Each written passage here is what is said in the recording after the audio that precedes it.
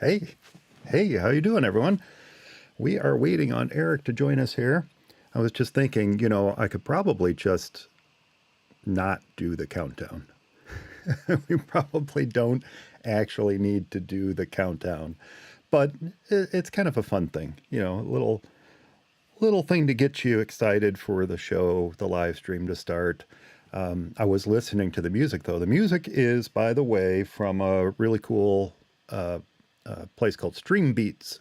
Stream Beats, one word, Stream Beats, and they provide this music royalty free for use in podcasts and live streams and whatever you want to use it for, really. And I tend to always use this group of music. That the first track that you hear there is called White Lotus, and then it goes to It's Her, and then there's a few others. There's one called Fever Soul, and then it just kind of goes down the list from there. But there's also a really neat grouping of tracks from them. So this is White Lotus and It's Her and Fever Soul. Those all go under their EDM category of music. But they also have a category called Arcade, and I really like some of these too. And yeah, it's playing. You should be able to hear that now. This one's called Feels Like Winning.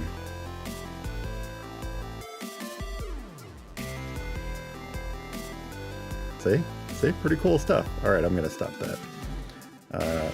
Let's see. We have Square Coffee. Let's see what that sounds like. Yeah, you recognize this type of music, don't you? This isn't the official music from Nintendo or what have you. This is new original compositions from Stream Beats. All right. Stop that. Okay.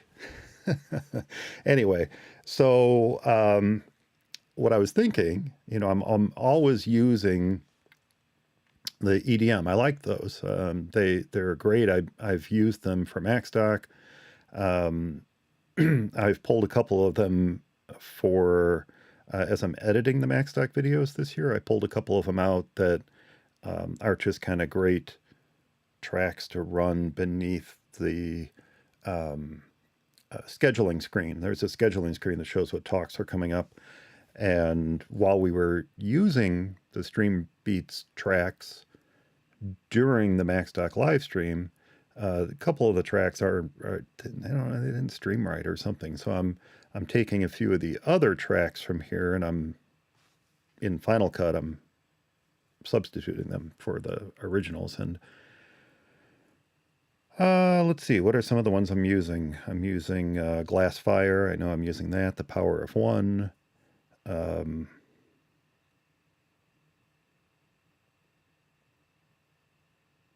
Light Circus. That's one I'm using.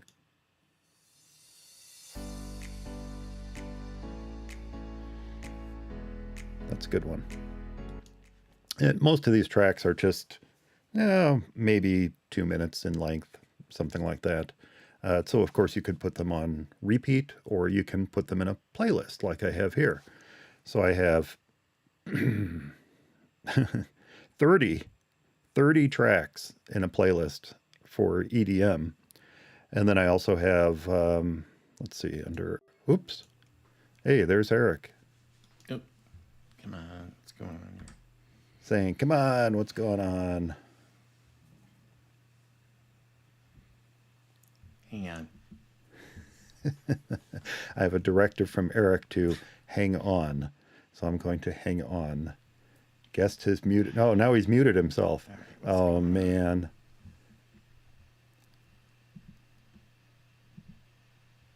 Things are just all going south in Southern California.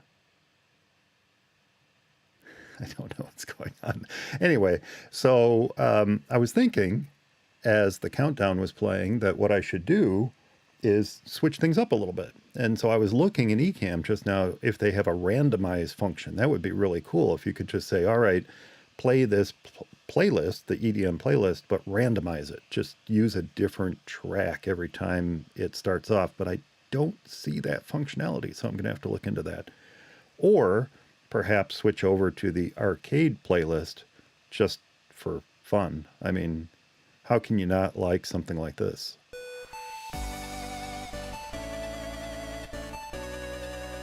See? Yeah, good stuff. Good stuff. I'm going to go back to dual screen love life.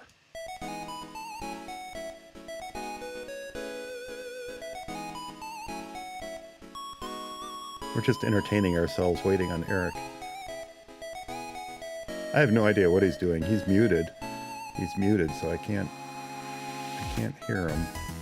He's talking to himself.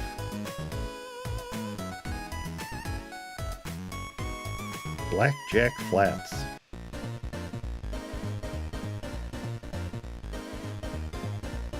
You recognize this music. I know you do. All right, anyway. So while we wait for... Oh, and now he's disappeared. And now Eric has disappeared. I saw him throw his arms up in frustration, and then he came back. So there you go. Sporting my For macOS Only TV hat here this time. I've graduated. Can you hear me? From... Oh, no, I can hear you. Yeah. Okay. I have no idea what's going on. Now, I can mute you, but I saw that you had muted yourself. And I'm not... but on this end, it did not. I didn't. Now, like I just did. If I click that little mute, it'll mute it. But I didn't. It wasn't muted on my end, so something was going on with my audio. And I don't know what that was.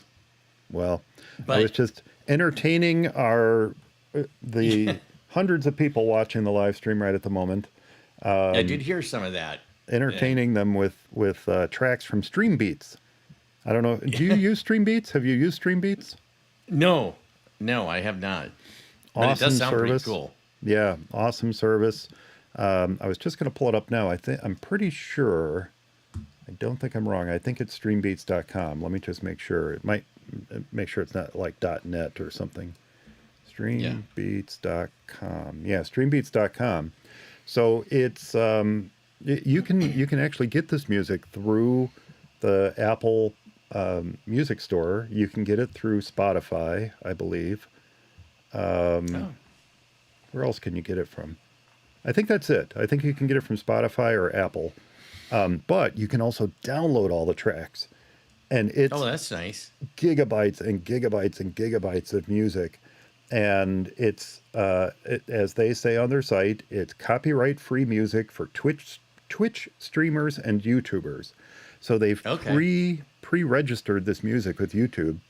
I think there's something weird with Twitch. I don't use Twitch. I'm not sure. There's something weird with it where they tell them that people can use this music, but I don't know. So you don't get copyright strikes, and there's nobody that can claim that can claim ownership of this who doesn't own it. And they'll help you if there's an issue, like if you get some sort of weird copyright strike against you or something, you can actually go to them. There's a copyright claims form on the streambeats.com site. So they'll kind of... Oh, wow. Yeah, it's kind of neat. So they have a ton of different categories of music. I happen to always use this EDM category, but the one I was just playing from is arcade.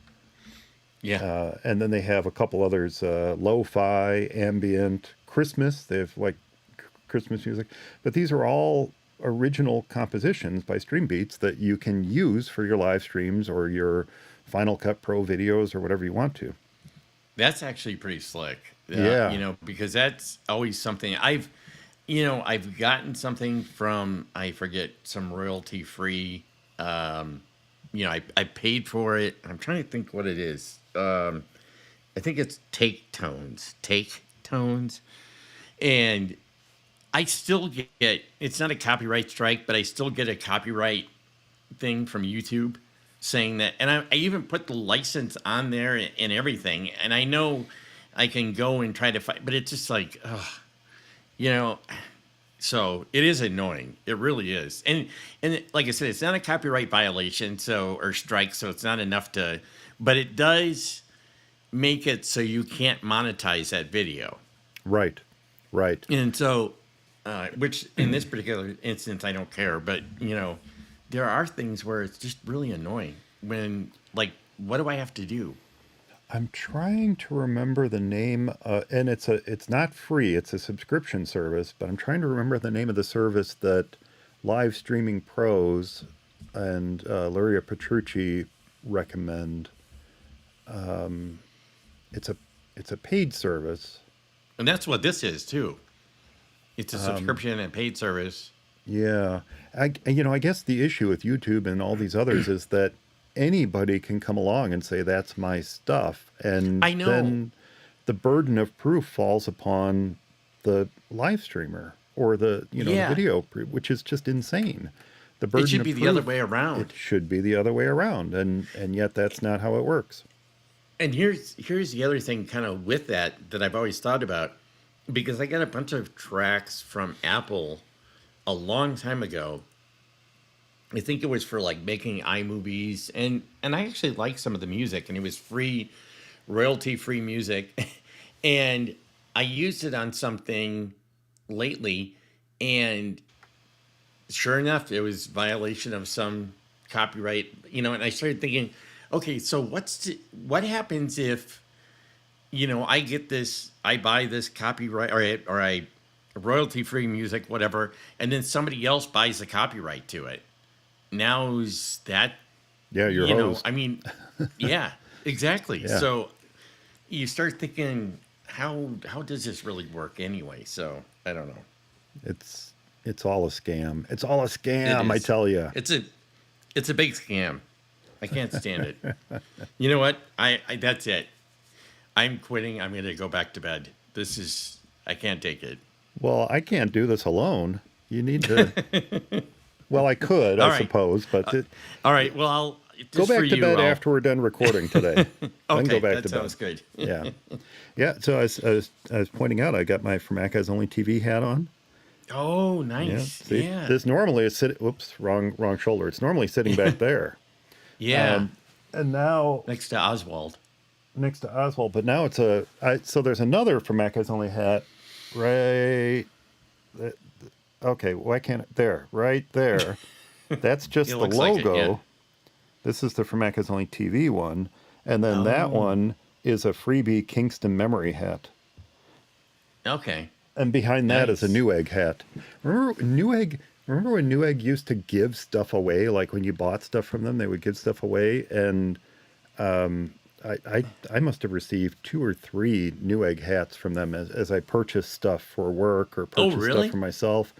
Yeah, they used to give. Let's see. I wonder if I have it here. That must have been really early on, because I've ordered Oh, it was. Yeah. a bunch of stuff from them, including a computer, I think way back when, and like I'm talking maybe like 2006 or something like that, and I don't remember getting a Newegg hat, Yeah, it was. because I would remember that. It was a hat. I got hats. I got a little crystal. Maybe it's up on the shelf. It's like a little crystal thing with the laser etched Newegg logo in it. Nice. And then, Amazon used to give away stuff too. If you remember way back in the early days, I think I started shopping Amazon in 98, I think is my earliest order from them.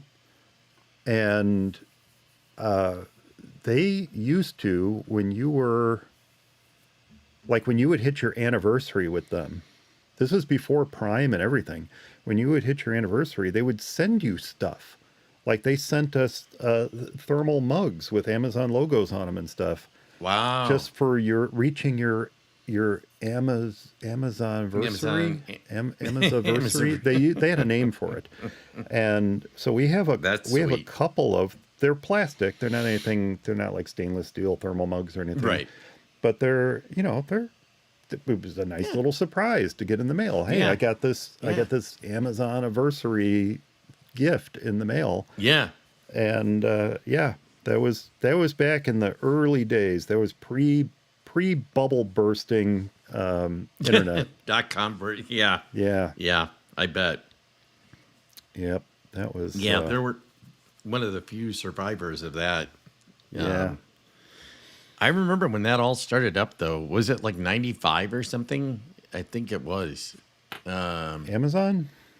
Yeah, I want to say, because it started out just a bookstore. It was a bookstore only, and then it Here, expanded on right away. remember when they had auctions? When they had the Amazon auctions, you could do that Oh, too. yeah. Yeah. I forgot. Crazy. That's awesome. I'm glad they Yeah. figured that out. That was, No kidding. geez, Louise. You know what? I'll put a link to Stream Beats in the show notes. That's something that should be in there because I have not received any copyright notices. I know that they're not strikes, I guess. You know, the little notices where it tells you copyright claim or something. Right. Yep. I have received those on Macstock videos. The Macstock live streams got those because the music that was played during the Macstock Short Film Fest, you know, when people put together their Yeah. films, not everybody pays attention to whether they should be using the music or not using the music. Yep. And yeah, one of the well, more than one of the movies that Wally debuted, and they were all his, by the way. Here's a professional filmmaker. I love you, Wally. If if you see this, I love you, Wally. Don't take this the wrong way. There's a professional filmmaker, and the music that he chose for his film actually resulted in a copyright notice on the live stream. But it did say the copyright owner of this allows this to be used on YouTube. Oh, okay. So it wasn't a strike. It wasn't like a takedown notice or anything. It was just just to let you, just so you know, but this music from Stream Beats, I don't get any kind of notifications on, and you'd think I would at least get to that, you know. Well, you would hopefully you wouldn't, because that's the whole point. I was kind of, when you said that, like it's allowed to be used on YouTube, I'm thinking, so why say anything then? You know, it's kind of like, I don't know. I mean, it's like either you get this copyright thing or you get a copyright strike or whatever, or you shouldn't get anything. I mean, if it's okay, it's okay. And yeah, good point. You know, I don't know. Yeah, well, they specifically say it's okay, and that they've pre-cleared all the music with YouTube. So somewhere in the YouTube algorithms of their servers, it recognizes cool. this music in theory. But that's awesome. I understand that has not stopped malicious third parties from taking music and doing the same thing and claiming it is protected, even though they don't own it themselves. And apparently that's one of the things that these folks at Stream Beats do is they battle this all the time. I bet. You know, and I wonder if that's what's going on with me, you know, where I paid for it. It's supposed to be royalty free and I get copyright. I wonder if it is something like that where I love the instances where it's an original composition. Like if you sat down and wrote an original Eric Erickson composition, and boom, you get a copyright strike. Someone claims ownership of your music. And it's like, how does that work? So far, I do have some of my original stuff along with my cousin. He writes stuff.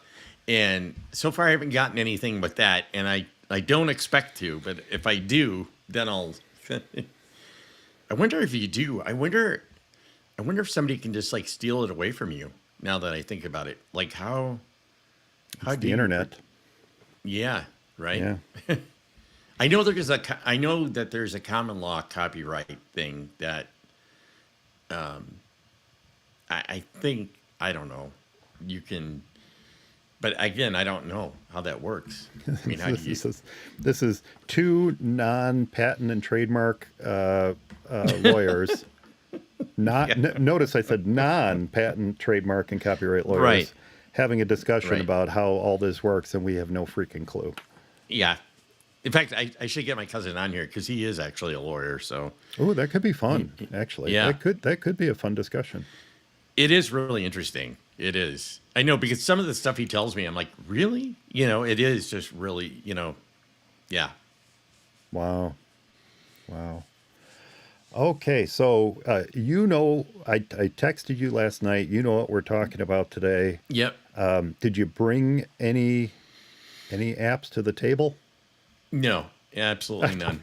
Did you There's really? nothing that I. No, No, I'm just you kidding. seriously? No, I did. You I did? did, and Okay. and I was going to say that I might have stretched the definition of what is an app. I don't know That's all right.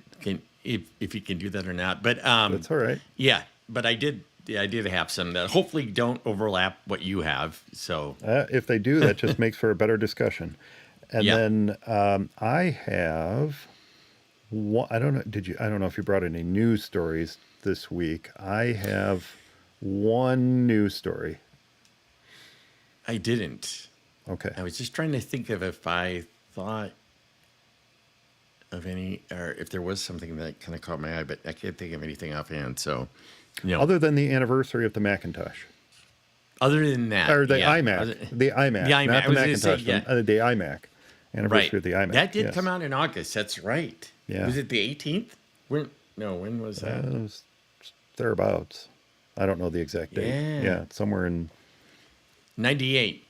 98. No, Wow. 97? Was it 97? I thought it was 97 or 98. 98? It was Oh, right no, it was around 97 when Jobs came back, right? there. Right. Right. Yeah, so 98. Yeah, you're right. Oh, I remember I good ran gracious. to my nearest Comp USA to go see it in person, and the original iMac. And I remember I was kind of blown away by it because I was like, wow, this just looks really kind of cool. I was kind of like, I don't know. I didn't know what to expect. So I just remember thinking, yeah,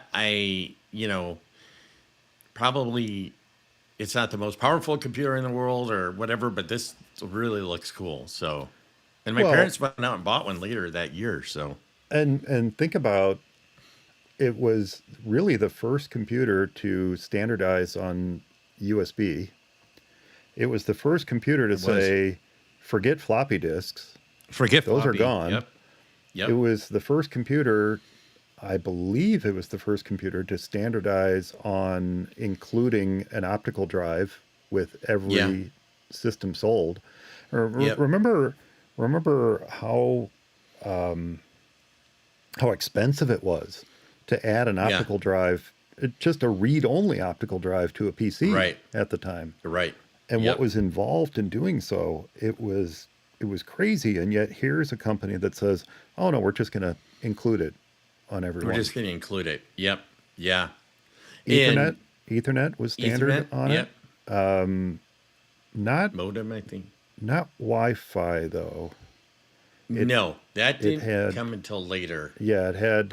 You're right. It had modem, and it had Ethernet, which is just kind of crazy for a home Yeah. computer, really. I know. Well, the Macs back at that time had Ethernet, and there were some that had Ethernet that didn't even have a modem, which was odd because on the PC side, Ethernet would always be an expansion thing, an add-on. Yeah. And Yeah. Right. most of the right. time a modem would come with it, Yeah. but yeah, it was almost the opposite with the Mac. And yeah, no, you're right. The USB thing was really, I remember just kind of being blown away by that too, because I just thought, this is so cool. It's really simple. It goes in one way. After using serial ports and parallel port, the And bending the pins. 9-pin, yeah, the little mini Yeah. pins. It was just really, really, really cool. And what's so odd about it is USB was around for several years. I mean, Mm-hmm. Intel announced it like probably 30 years before that, and Yeah. and there were some PCs that were putting it in there, but it never really caught on. And then when Apple did it with the iMac, it just blew up. And from that point on, USB, it's the rest is history. It's never looked back. I'm trying to remember which version of Windows it was. I could use my auxiliary brain here and look it up, but I'm just going to go with my real brain and get it wrong. I think it was Windows 98, the debut of Windows 98. That's what I believe it was, but it, it could be XP for all I know. But I think it was Windows 98 when Bill Gates was demoing Windows 98 and its ability to connect up to, what is it, 127 USB devices Oh, right. at once. Yeah. Yeah. And was just plugging in device, crash. And then Yeah. and then Windows crashed. I was at that keynote. You were. Wow. I was, yes. Now the sad part is I was in an overflow room. I wasn't in the main room. I was in an overflow room, but I was at that keynote when that demo happened. Now I can remember being there. I can remember the kind of like stunned silence before laughter. Yeah. But I can't remember which version of Windows it was. I think it was It's got to be Windows 98. I think it was 98. And it was a big deal. You know, hey, we can we can plug in all these, because USB had a limit of, I think it was 127 devices you could plug in. Something close to that. Something like that. And yeah, he was just plugging in, crash. Oops. Yeah. Well, not that Apple it's has never like, had mistakes on stage themselves. No. But, Obviously, yeah. But, you know, it's almost like Intel said, well, we didn't actually expect you to do it. You know, doing, sure. Theoretically, it could. The Intel engineers were probably like, no. Don't. That's so. Oh, goodness gracious.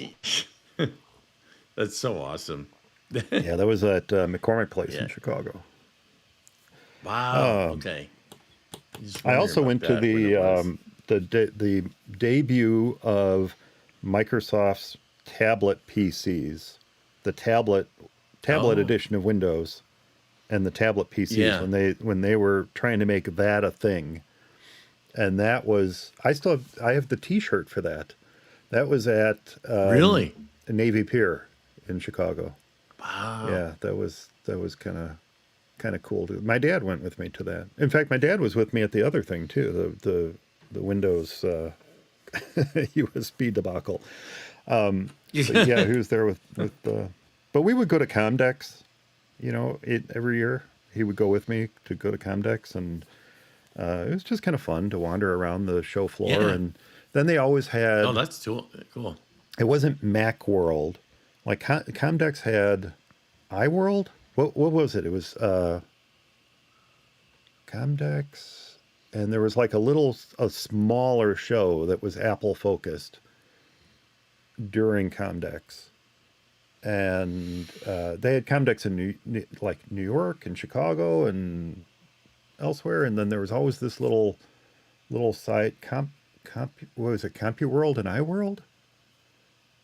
Oh gosh, I can't remember. It could have been. But it was a much smaller show within a show that was Apple focused. And now I kind of feel like it would be the reverse.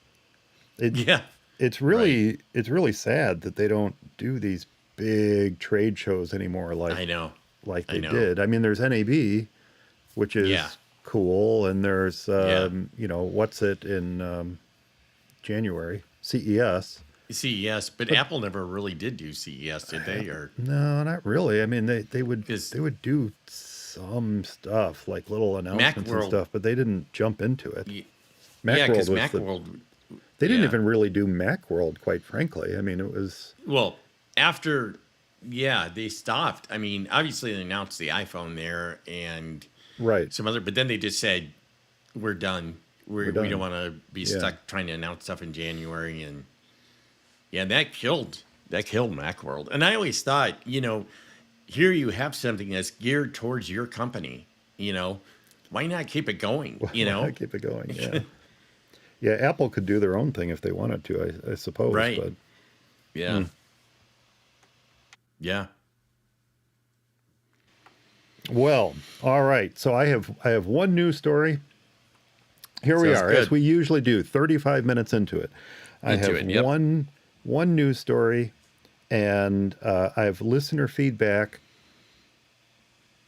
that I'm going to do up front. I'm not going to do it at the end. I'm going to do it up front. Because the news story and the listener feedback both tie into last episode's topic. Oh, okay. So it kind of brings it full circle, see? And then we can jump into this week's topic, which I have a little intro to. And you know what I'll do is I'll let you present one of your picks first.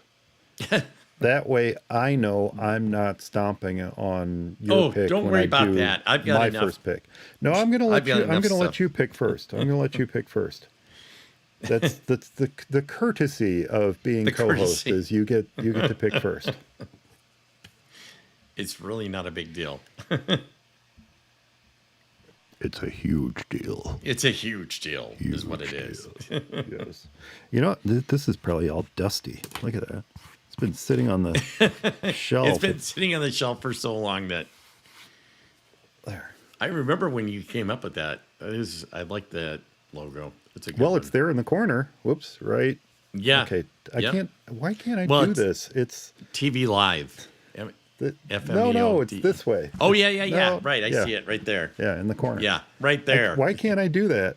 All right. I know. It's not there. It just always screws it up. It's not there. It's not there. there in the I know. corner. Yes, it's down in that Isn't that corner. stupid? It's there. Whoop. Now this even is get it. this is the correct direction for you, right? You can. Yeah. It's not Yeah. backwards. Okay. No. I'm just working backwards here. Yeah. Oop, I have to get. Look, we've been doing this since last August. This is just about the year anniversary of when we started doing this, Eric. Oh, wow. The Wow, live stream. Okay. And there's something to talk about. Yeah, it's been just about a year. When did we start this? It was okay. That is get out of the way here. Yeah, we did Travels with Barry. That was that. Embrace the Mac. Return of Listener Palooza. No, that's January. Oh, that's January 2023. Yeah. All the stuff you said, I think, is this year. Yeah. September 2022. Okay. There's Nick's episode. Tip of the Macberg. That's what we came at. That's what we started with. Wow. What was the date? August 13th, 2022. Oh, my gosh. So it's been a little over a year. Little over a year since we've been doing this, and I still can't get this right. I know. Me either. Me. I just have to go with the one that I want to do and just say it's the opposite. Yeah. That's, yeah. Or I move the logo to the other corner, and then I can do this. Then you'll pick the wrong one then. All right. Now we're way past. Yes. We're almost at 40 minutes. Gosh. All right. Wow. Here we go. So we argued last time with not argued, but we debated the title last time until we came up with the Macatraz title. And this time I had a title I was ready to go with. And then as I typed up my notes, I came up with a different one. Oh, so even better. Well, I don't know that it's better. So I'll just tell you up front. The original title I came up with was Hidden in Plain Sight. Okay. And I was debating calling it Hidden in Plain Eyesight, but I didn't want to confuse people that it was going to be about cameras or anything. Yeah. So Hidden good, in though. Plain I Sight like was the that. first one, but now I have a different one, and I came up because of something I wrote in my notes leading up to the topic. So Oh, okay. we'll see. That's often how titles come about.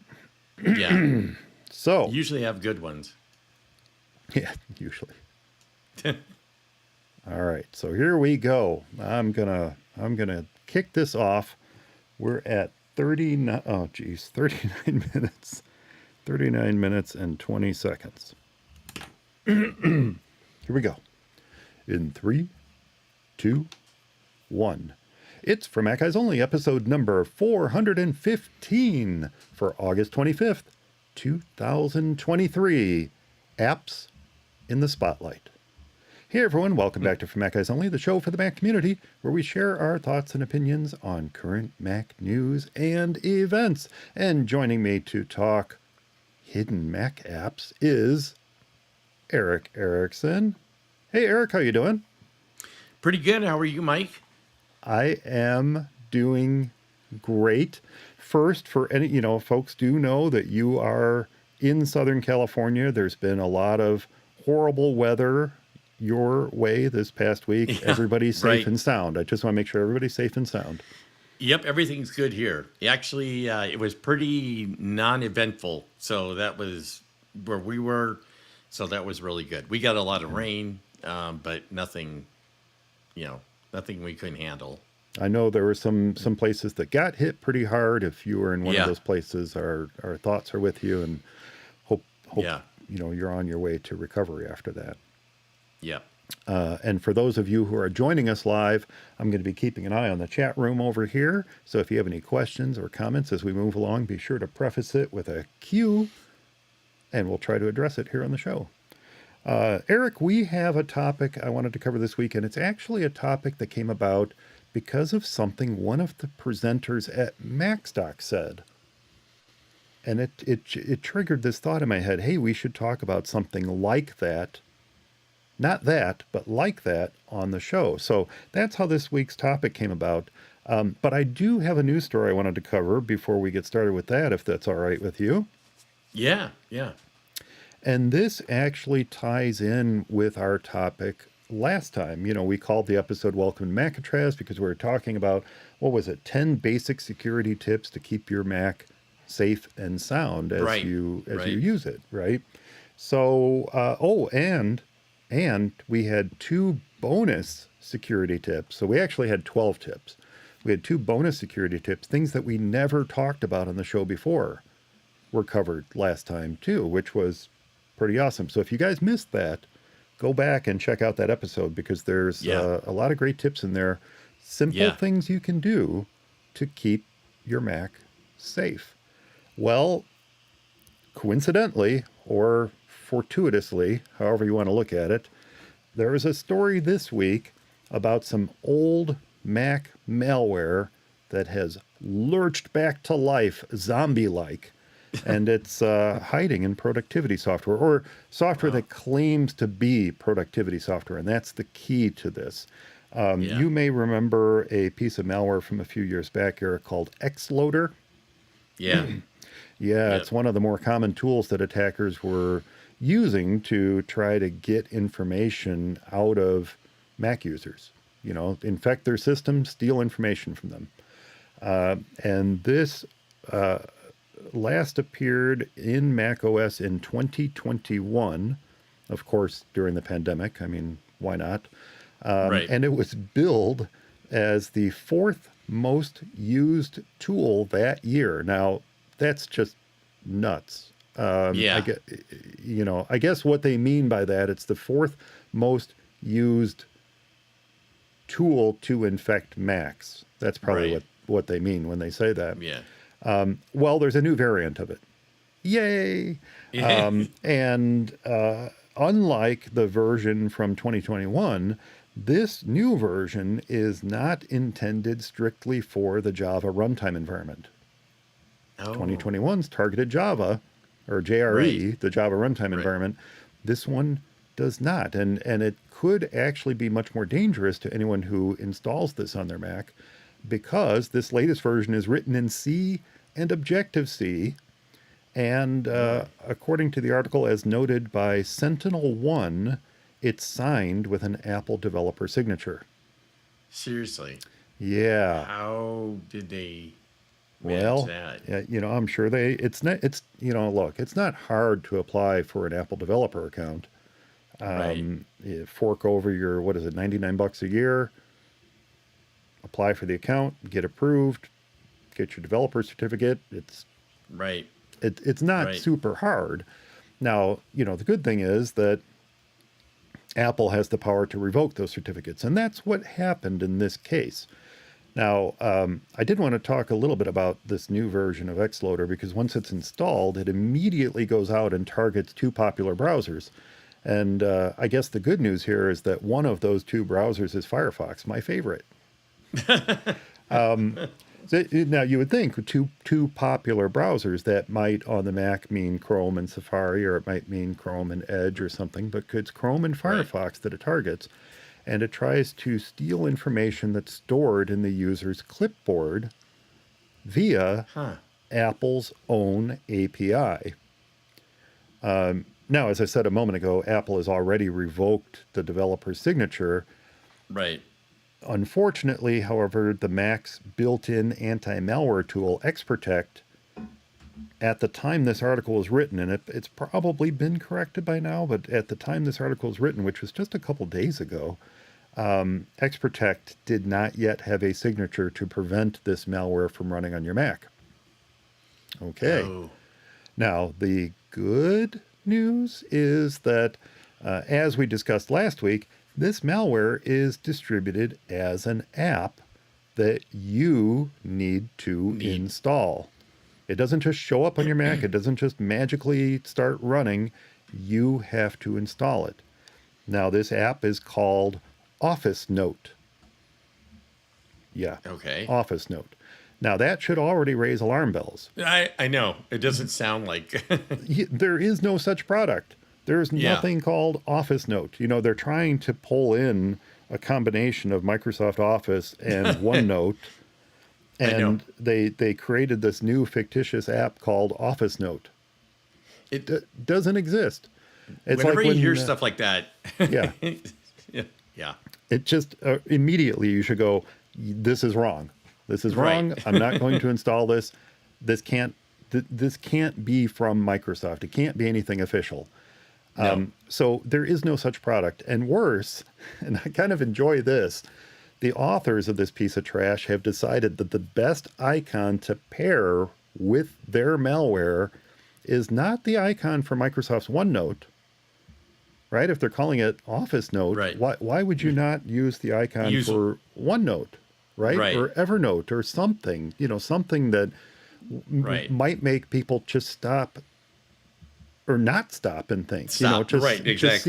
Just see the icon and say, oh, that's OneNote. Okay, great. And go, no, they didn't do that. They thought the best icon to pair with this thing that they're calling Office Note is the icon for Microsoft Word. But you know what? What? Yeah. I could see that, though, with some people probably working. I don't know. The main thing is, like you said, you have to install it. And since the developer certificate, the signing has been revoked, you should not be able to launch it at the very least. You shouldn't be able to install it either, right? Well, I think the mechanisms to get around that are still there. Yeah, right. But I mean, You have to try really hard. Right. And somebody like, my sister or whatever wouldn't be able to probably, I mean, obviously average Jane Mac user. Yeah. Right. Probably wouldn't be able to, they probably say, what's going on with this? Why can't I run my Office Note? Yeah, you really have looking to. forward to Why can't I run Office Note? You have to actively ignore the warnings.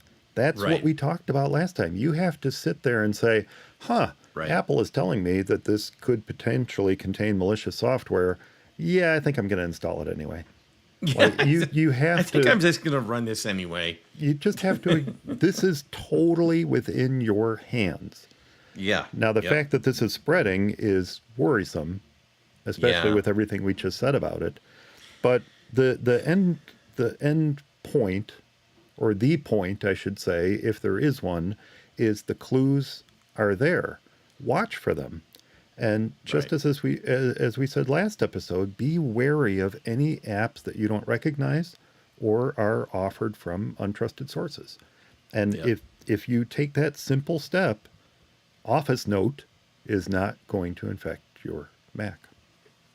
Right. And it's kind of like just like those phishing emails you get or whatever, your Netflix account's been suspended. There's always something, even if they sort of look legit, there's always something in there that gives them away. And like with this software, there's just the name of it, Office Note, is enough to, okay, that doesn't even sound like something, so yeah, if it doesn't sound right, if something doesn't smell right, just don't do it, Don't don't install it. Don't run it.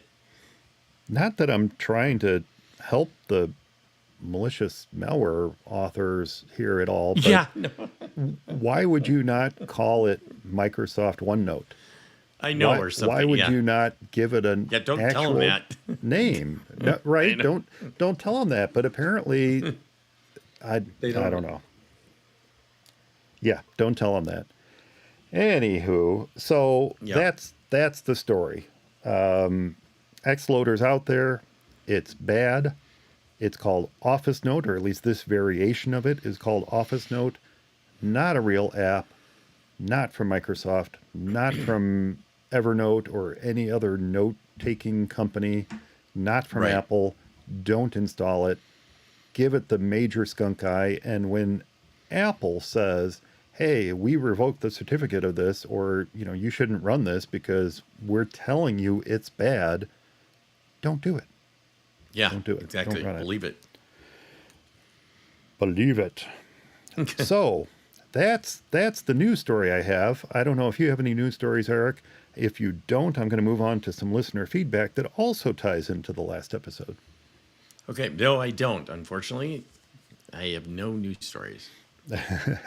Although, for anyone listening, we did chat for a little bit before the show started about the 25th anniversary of the iMac. So if you want to catch that, you'll want to listen to the episode on our YouTube channel. That's where you catch all the behind the scenes stuff.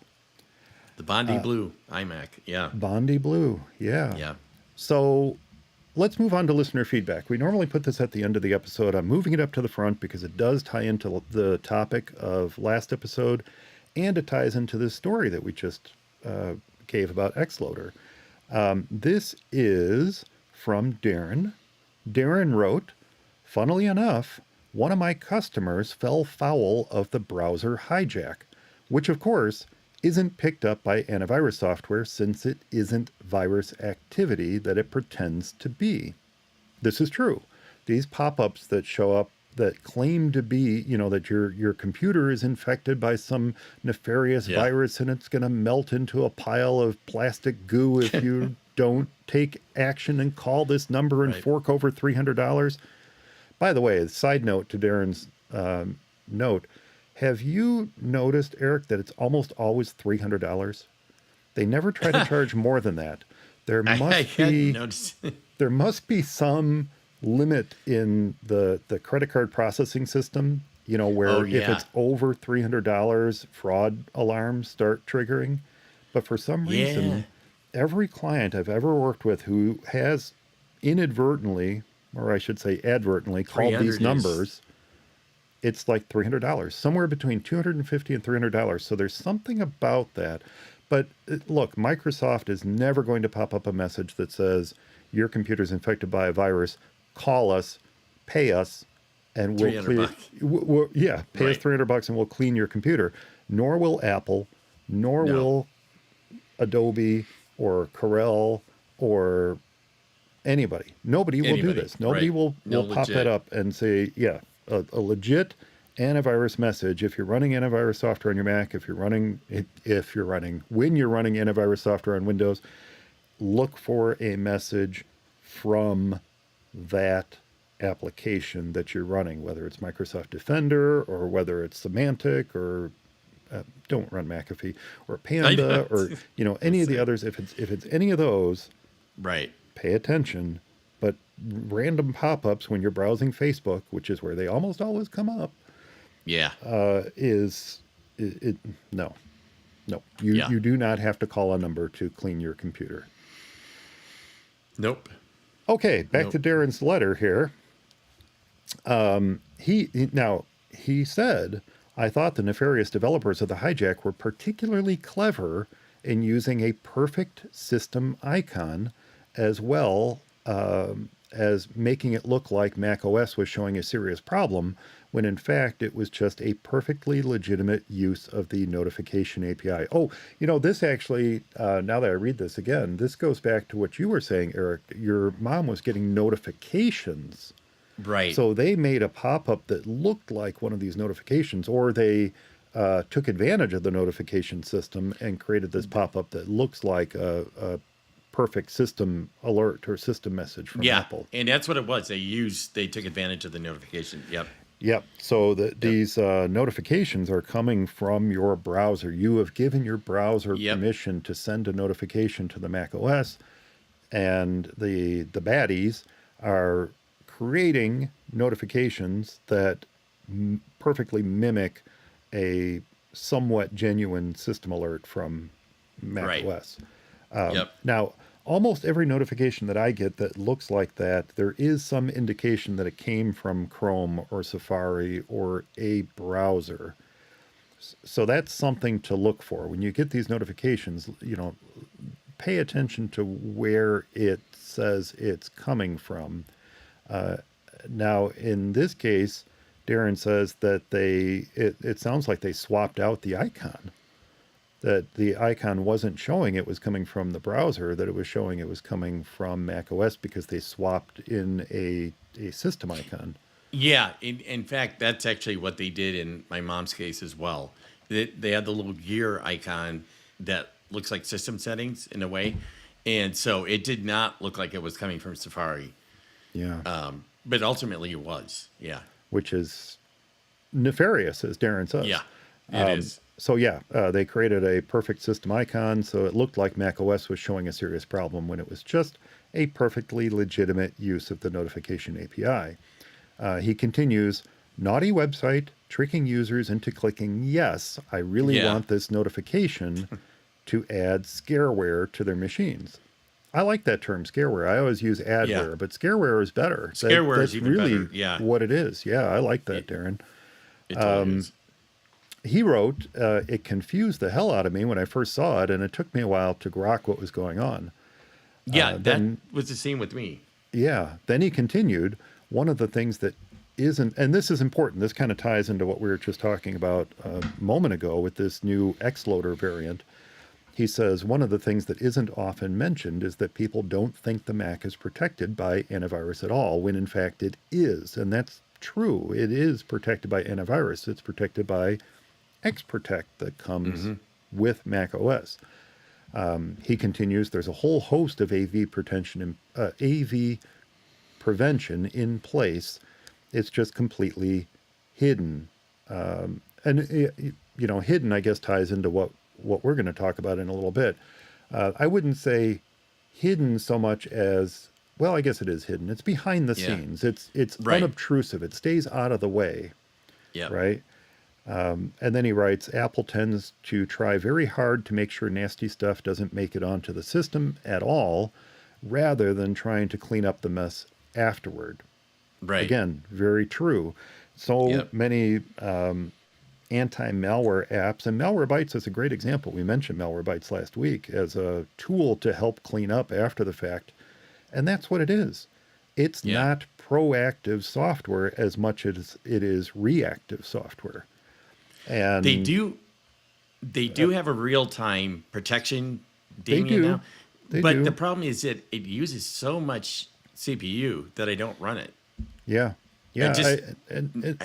But still, even Symantec, even Panda, even any antivirus software is, as he points out, more reactionary. It has to be on your system first. Yeah. And then it can detect it and find it. Now, often it tries to stop it. These packages try to stop it while you are taking action with it. If you click to download an exe in Windows or open a DMG on the Mac and the software contained within is malicious, it tries to proactively stop you from doing stuff with it. Right. But it's more after the fact. And as he points out, the stuff that Apple has in place is more proactive. It's there to stop you from doing it in the first place. And then, he wrote, I think Apple does a fine job. Apple's security white paper is a work of art. He says, I watched an Apple security expert in a black hat hacking show on YouTube, thinking I was pretty impressed with myself for understanding about 70% of what he said.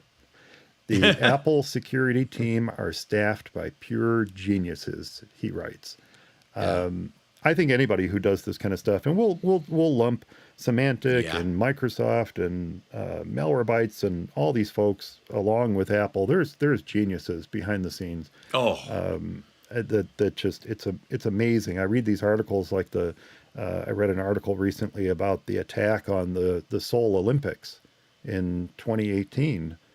That oh, yeah. their servers were being shut down as the opening ceremonies were getting underway, and by the morning they had everything up and running again. The folks that were on hand, ready to react and take care of this malicious piece of software as it was actively attacking the Olympics, are geniuses. They're just, as Yeah. he said, pure geniuses.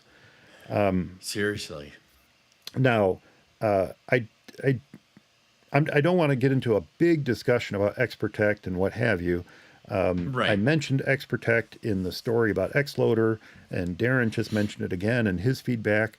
And coincidentally, and I kind of hinted at this a moment ago, it kind of falls within the category of apps that we're going to talk about this episode. But XProtect is macOS's own anti-malware tool, and it's running all the time on your Mac.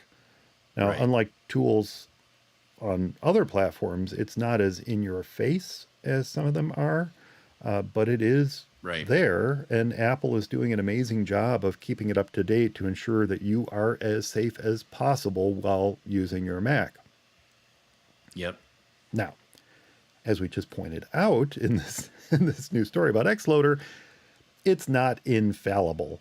Like all Yeah. software, at least for now anyway, all software, XProtect is written by humans. And yes, errors and omissions do creep in, like not having a signature file in place yet to help protect against the latest XLoader variant. And that's why we're going to continue to tout vigilance and awareness as Right. some of the best tools among all the others that we mentioned last time that you can possibly arm yourself with in the fight against malware. Now, if you would like to learn a little bit more about XProtect, which is just one of the tools that Apple has in place to protect you, the others being Gatekeeper and Notarization and the App Store, then I'm going to have a link in blah, blah, blah. Then I'm going to have a link to an article on Apple's website about protecting against malware. And you're going to find that in this week's show notes. Very, very good. So Yeah. there you go. Definitely the security is there. I mean, like you said, there's still stuff that can creep through, but still, yeah. Yeah, very interesting. Yep. Okay, so on to this week's topic. So this is kind of interesting. One of the amazing things about macOS is just how complete an operating environment, notice I didn't say operating system, how complete of an operating environment it is. And that idea really hit home for me the other day when I rewatched the talk that Jill McKinley gave at Macstock this summer. Now, Jill is a relatively recent Mac convert. She's not super new to the Mac, but she is fairly new to the Mac world, and she's having a blast discovering the Mac and everything that it can do for her. She really jumped into it with both feet when she started up her podcast. And it's Start with Small Steps is her podcast. And that's kind of when she really jumped into it, and she got a lot of advice from Allison Sheridan and the community surrounding NosillaCast. In fact, she even mentioned in her talk, and I didn't know this, she purchased Allison's old MacBook Pro. That's how she first got into the Mac. And even though she Oh, bought that, she didn't really use it much at first. But as she started to get more into podcasting and starting to use the tools that were recommended to her, she realized that the Mac was really the best platform for her. But one thing that she said really stood out at me. When she was discussing the differences between macOS and Windows, she said The thing I didn't understand about Mac in general is Mac wants you to succeed at whatever it is you do. If you are an audio technician, if you are writing podcasts, if you are trying to come up with sermons on a Sunday, it's trying to help you do the best job that you can do for all the things that you do. Whatever your thing is, that whatever your thing is, this is really about using a tool to make you better. That was her contrast to how Windows thinks of its users. The Mac thinks of its users as people, users that it wants to help succeed, no matter what it is they're doing. And I just thought that was a really interesting way to look at it. And that's true. The Mac does really everything it can. It does everything it can to give you the tools that are necessary to succeed. Yeah. Yeah. But you have to know they're there. Right. That's true. And I'm not talking about the amazing free tools that Apple preloads on every new Mac, like Pages and Numbers and Keynote and iMovie and GarageBand. Right. Because if you wipe your Mac and you start it fresh, those apps don't come along with that reload. Right. What I'm talking about are I'm just going to call them hidden apps. These are the apps that you may not know are on your Mac, but are sitting there just waiting to be discovered. Waiting, as Jill said, to help make you better. And that's what I want to cover a bit today. Now, I'm leading up to a relatively well-known app that ships with every Mac, but it's also an app that doesn't really get the time of day until folks are shown all the amazing things that it can do. So I asked Eric to pick a couple of his favorite hidden Mac apps, and I brought a couple of my favorite hidden Mac apps, and I thought we could bring them out into the spotlight. And see what I did there? Yeah. Very nice. So why don't we start with one of your favorite hidden Mac apps, Eric? What app do you, if you don't use it all the time, what app do you find yourself turning to time and time again that could be useful for people to know about on the Mac? There's a number of applications that could probably fall into that category, but the one that I probably do use more often than not is the dictionary. And it's an actual application that you can launch, and it has more than just I think it's the Oxford Dictionary, I want to say. But the cool thing with it, and this has been there for some time, and I'm trying to think when they added it, it's got to be probably, it probably has been there for at least 10 years, if not longer. But if you have like a trackpad and you force click onto a word, it'll actually bring up a definition for that word. Or if you like tap it with 3 fingers, and I'm not sure if the mouse has a different, like the Magic Mouse has a different gesture for that. But and also if you just right click on it and hit lookup, it'll bring up essentially what is from the dictionary app, which includes the dictionary, thesaurus, as well as Wikipedia, if it's available, if it makes sense, and Siri knowledge and some other stuff. So it's really slick. I mean, I love the little pop-up, the little pop-over, what do you want to call it, that comes up. And it's one of those things where if you see a word and you're like, what does that mean? If maybe it's some specialized word, it's some word that it's jargon or due to some industry or whatever, you can easily right click on it, hit look up, or like I said before, force touch or 3 finger tap it, and it'll bring up the definition for that word, or a Wikipedia entry if a definition doesn't make sense or isn't available.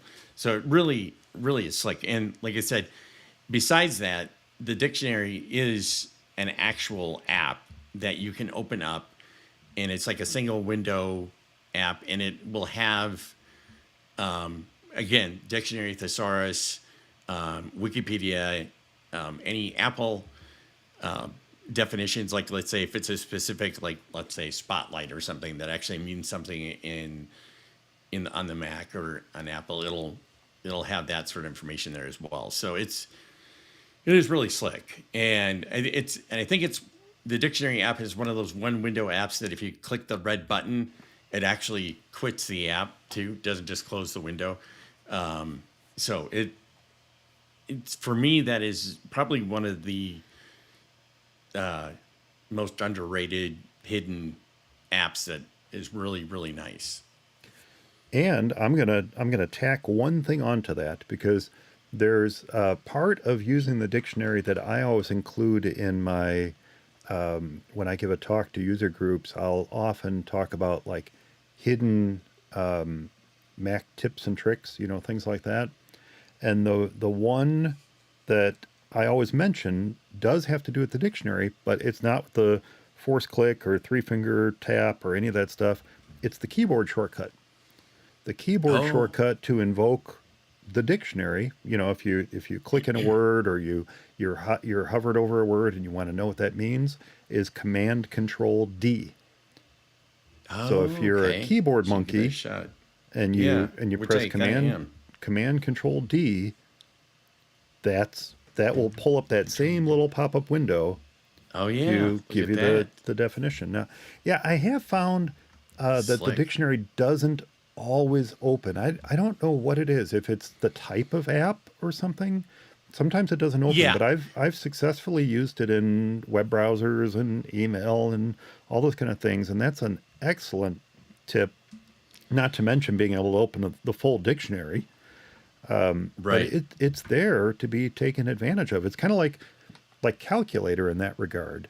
You can do Yeah. calculations in Spotlight, you can do calculations in a widget, but when you really want to take full advantage of the calculator, you open the calculator app. Right. And when you Right. really want to take advantage of the dictionary, you open the dictionary app. That's just Dictionary the, app. Yeah. the best way to do it. Yeah, that's an excellent choice. Yeah, and the funny Yeah. thing is, dictionary is not even one that I thought of. Oh, really? I thought of a bunch of them, and dictionary for whatever reason was not one of them, and I don't know why, because I use it all the time, especially the Yeah. thesaurus. I love the thesaurus Yeah. feature of I it. do too. Thesaurus, I love that feature of That's it sure. because I'll use a word and find myself using that word over and over again, and I just want to use something different. So Yeah. I Yep. use Yep. the thesaurus Same feature thing. to find an alternative, and it's great for All that. the time. Yep. Yeah. Nope. That's and what you're saying about not always popping up. I think it does have to be like a native Cocoa app, although they seem to have made it where even if some app isn't necessarily a native app, it can still pull up the dictionary popover. I've Oh, noticed, I think, like Vivaldi, it still works. I think even Firefox. So it does seem to work more often than it doesn't. And I'm not sure how it goes about that, but well, yeah. if it doesn't work, the alternative, I guess, would be to double click a word to highlight it, Command C to copy it, and paste it into the Yeah. dictionary app or into Dictionary, Spotlight. that'll work too. In Yeah. Spotlight, you can say define whatever the word is, and it'll, Right. or you can just often paste the word in, and Spotlight will Yeah. just offer It'll tell you. a dictionary definition of it. Yeah. So that's pretty Yeah. cool. Well, my first pick is actually buried a little bit deeper than dictionary. Dictionary's right in the applications folder. Mine is Yeah. buried under applications utilities. And I don't find myself using this all the time. It's not a daily app for me, but it is something I do turn to frequently. And it's when I'm working with logos or I'm trying to come up with the hex codes for a particular client color. Like if I'm working with a client and they have a Oh, particular color in their logo and I'm trying to match it, especially when I'm trying yeah. to match it on the web, Yeah. I need to know exactly what color I'm looking at. And this isn't a dig at clients, but if you ask them what's the Yeah. hexadecimal Right. code for this color, they're going to say, what? Yeah. They don't know. They don't know. Someone Right. designed the logo for them. They don't know what the color is. And you Yeah. need to find out what that color is so that you can use it in the project you're working on for them. Well, figuring that out isn't particularly hard if you don't mind firing up something like Pixelmator or Affinity Photo, grabbing the Right. eyedropper tool, sampling the color, making sure you get the correct color in this, rough JPEG that they gave you, and Right. then using the color palette to give me that CMYK or RGB or hex value of the color. Simple, right? Yeah. Yeah. No, not really. It's not that simple. Well, it could absolutely be simpler, and it is simpler if you use the macOS app called Digital Color Meter. Now, this Yeah. is found, That's a yeah, it's good an one. awesome app. It's absolutely awesome. It's found in the Mac's Applications Utilities folder.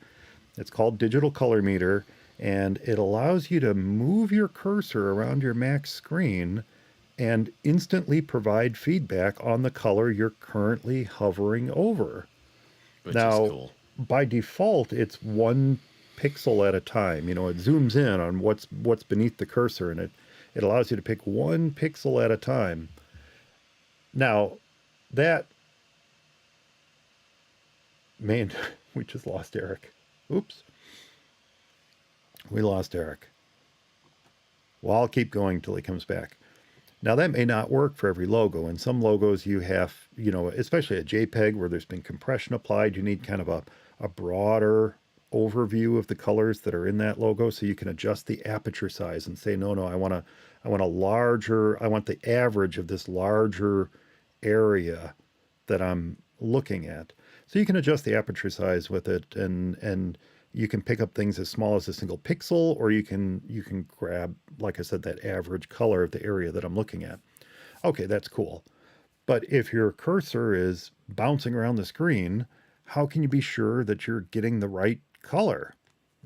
Well, you do so with the handy dandy view options that allow you to lock the cursor position in either X or Y axis or both, as well as show precisely where your mouse cursor is on screen in relation to your display's resolution.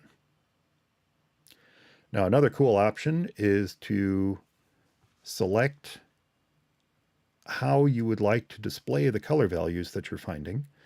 Now, me, I usually set it to hexadecimal because that's the most useful to me with web work. But you might also opt to show colors in decimal or a percentage of R, red, versus G, B versus B, blue. Finally, rather than needing to write down the values that you find, Digital Color Meter will also allow you to capture the color that you found as text or as an image. And of course, there are useful keyboard shortcuts for doing so. For folks who work in design or maybe just have a need to ensure that they're picking the right color for a school paper or a community flyer or some other project, Digital Color Meter is a fantastic and free tool built into every Mac. Now, with that said, I am going to see if I can figure out where Eric went.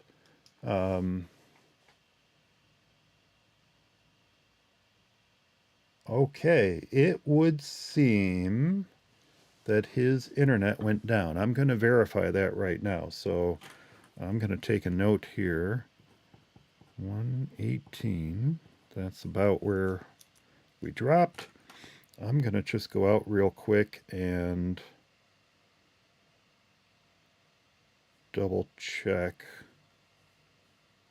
that we're still streaming out to YouTube. That's quite frankly the easiest way to tell if I'm up and running or if, let's see here. I'm going to pull up. Double check. Yep, there I am. So I am streaming out to YouTube. That's quite frankly the easiest way to tell if I'm up and running or. Okay, there we go. So I'm still streaming out to YouTube. So that means that I am up and running. So we'll just wait and see if we get him back in just a moment. He did indicate that it was an internet problem on his end.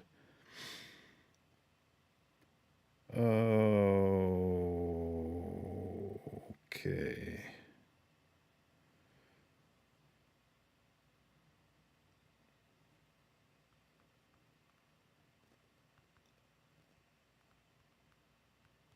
I should probably reply via the Mac keyboard here instead of my phone.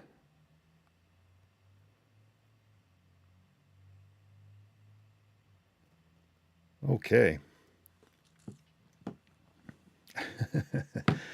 So, the direct quote is, "I lost you, but nothing is working. Man, I'm getting sick of Spectrum." You know, I've kind of heard that from other people. I don't use Spectrum. I don't know anything about them, but I've kind of heard that from others that there's issues there. Okay, so there we go. Um, yeah, I wonder if I should go on. I'm going to go ahead and talk about this other app. This other app is something that, I'll be honest, I can't speak super intelligently about this one because this is not my area of expertise. I am not a math maven. I'm not someone that regularly uses the features of Excel or numbers to create graphs. I just, it's something that, as Darren said in his message, he mentioned grokking something. Grokking is kind of a nerdy term to say understand something. And graphing mathematical formulas and equations is just not something that I personally grok. But for anyone who needs to create graphs on their Mac, there is a tool built into the Mac called Grapher. It's a fantastic tool that allows you to not only create 2D graphs, but 3D graphs as well. And as you are going through and setting up the type of graph you would want to create under 2D, they have default, they have margins, they have classic, they have polar, they have linlog and loglog. And again, this is showing what I don't understand about this. They have polar log. I'm kind of presuming that means logarithmic, but I'm not entirely certain. And then they have just blank. And then under 3D graphs, they have frame. Oh, okay, that's like a cube where everything is contained within the confines of a cube, it appears. They have gradient. They have white background, I suppose, cylindrical systems, spherical systems. They have black and white only, and then they have blank again. And this is just an amazing tool that not only allows you to input mathematical equations, for example, things like differential equations, Bessel functions, multi-value definitions, parametric curves, polar logarithmic or periodic functions, or toroids. Oh, you could now. I'll tell you what I'm doing here is I'm going through the examples that are built into the program, and there is a torus knot, so I can click on torus knot, and it will generate a torus knot graph for me, and give me the equation that generated that torus knot. Now, again, these are built-in examples, but it just goes to show you the power that this software has, and it's built right into the Mac. It ships with every single Mac that goes out the door at Apple. Every single one of them has this Grapher app built into it. I definitely encourage you to check this out if it's something that you can take advantage of. Because once you've created these graphs, once you've created a toroid, for example, and it generated it in just split seconds here, you can not only zoom in and out on it, you can take action on it, you can equalize the axes, you can open up the inspector, which allows you to change the colors that are used and the resolution of it, shadows, and how smooth you want the surface to be. That's all options within it in the inspector. But you can also do things like copy it as a TIFF or a PDF or an EPS, which is great if you want to reuse this elsewhere. You can evaluate and change the equation that was used to generate it. It's just, and you can even switch from 3D to 2D view, which is kind of cool. So this tool, built into every Mac, it's called Grapher. and you're going to find it under Applications and then Utilities. Check it out. Okay. While we're waiting for Eric to join us, I'm going to move on to the next app that I wanted to mention. This is relatively new to the Mac. I don't know exactly, let me look it up. Let me look up when this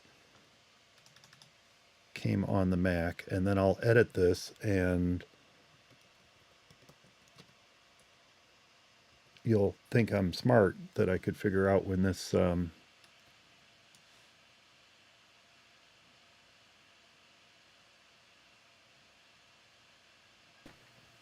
okay, there's Eric is rejoining us again. Can you hear me? I can hear you. Okay. I was just trying to figure out when the screenshot app made its appearance in Mac OS. Oh, isn't it just this last or maybe Big Sur? It was very recent. It was very recent. But it replaced Grab, right?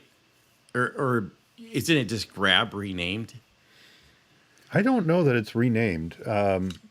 Anyways, so I was trying to appear intelligent as I was talking about this, and I just told people I'm going to look up when it made its appearance. I'm going to tell them when it made its appearance, but I'm going to cut out all that stuff where I looked it up, so that it actually looks like I know what I'm talking about. Yeah. I thought Screenshot used to be Grab because Grab disappeared and it had a lot of the same functionality that Screenshot does. Yeah. And well, anyway, so but I don't know. While you were gone, I went ahead and finished up Digital Color Meter, and then I talked about Grapher. Okay. Yeah. Which I think is a fantastic little inclusion. Now, I can edit all this out. Did you want to go ahead with your next pick? Sure. Okay, we'll let you take over. What is your next favorite hidden Mac app, Eric? Well, I have to say, Mike, it's Launchpad. No, I'm just kidding. I don't mean Launchpad. I don't use that.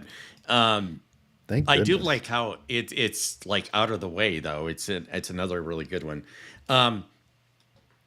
No, this is kind of probably what I was alluding to before when I said it maybe depends upon what an app is. But alongside dictionary, and it's probably kind of a good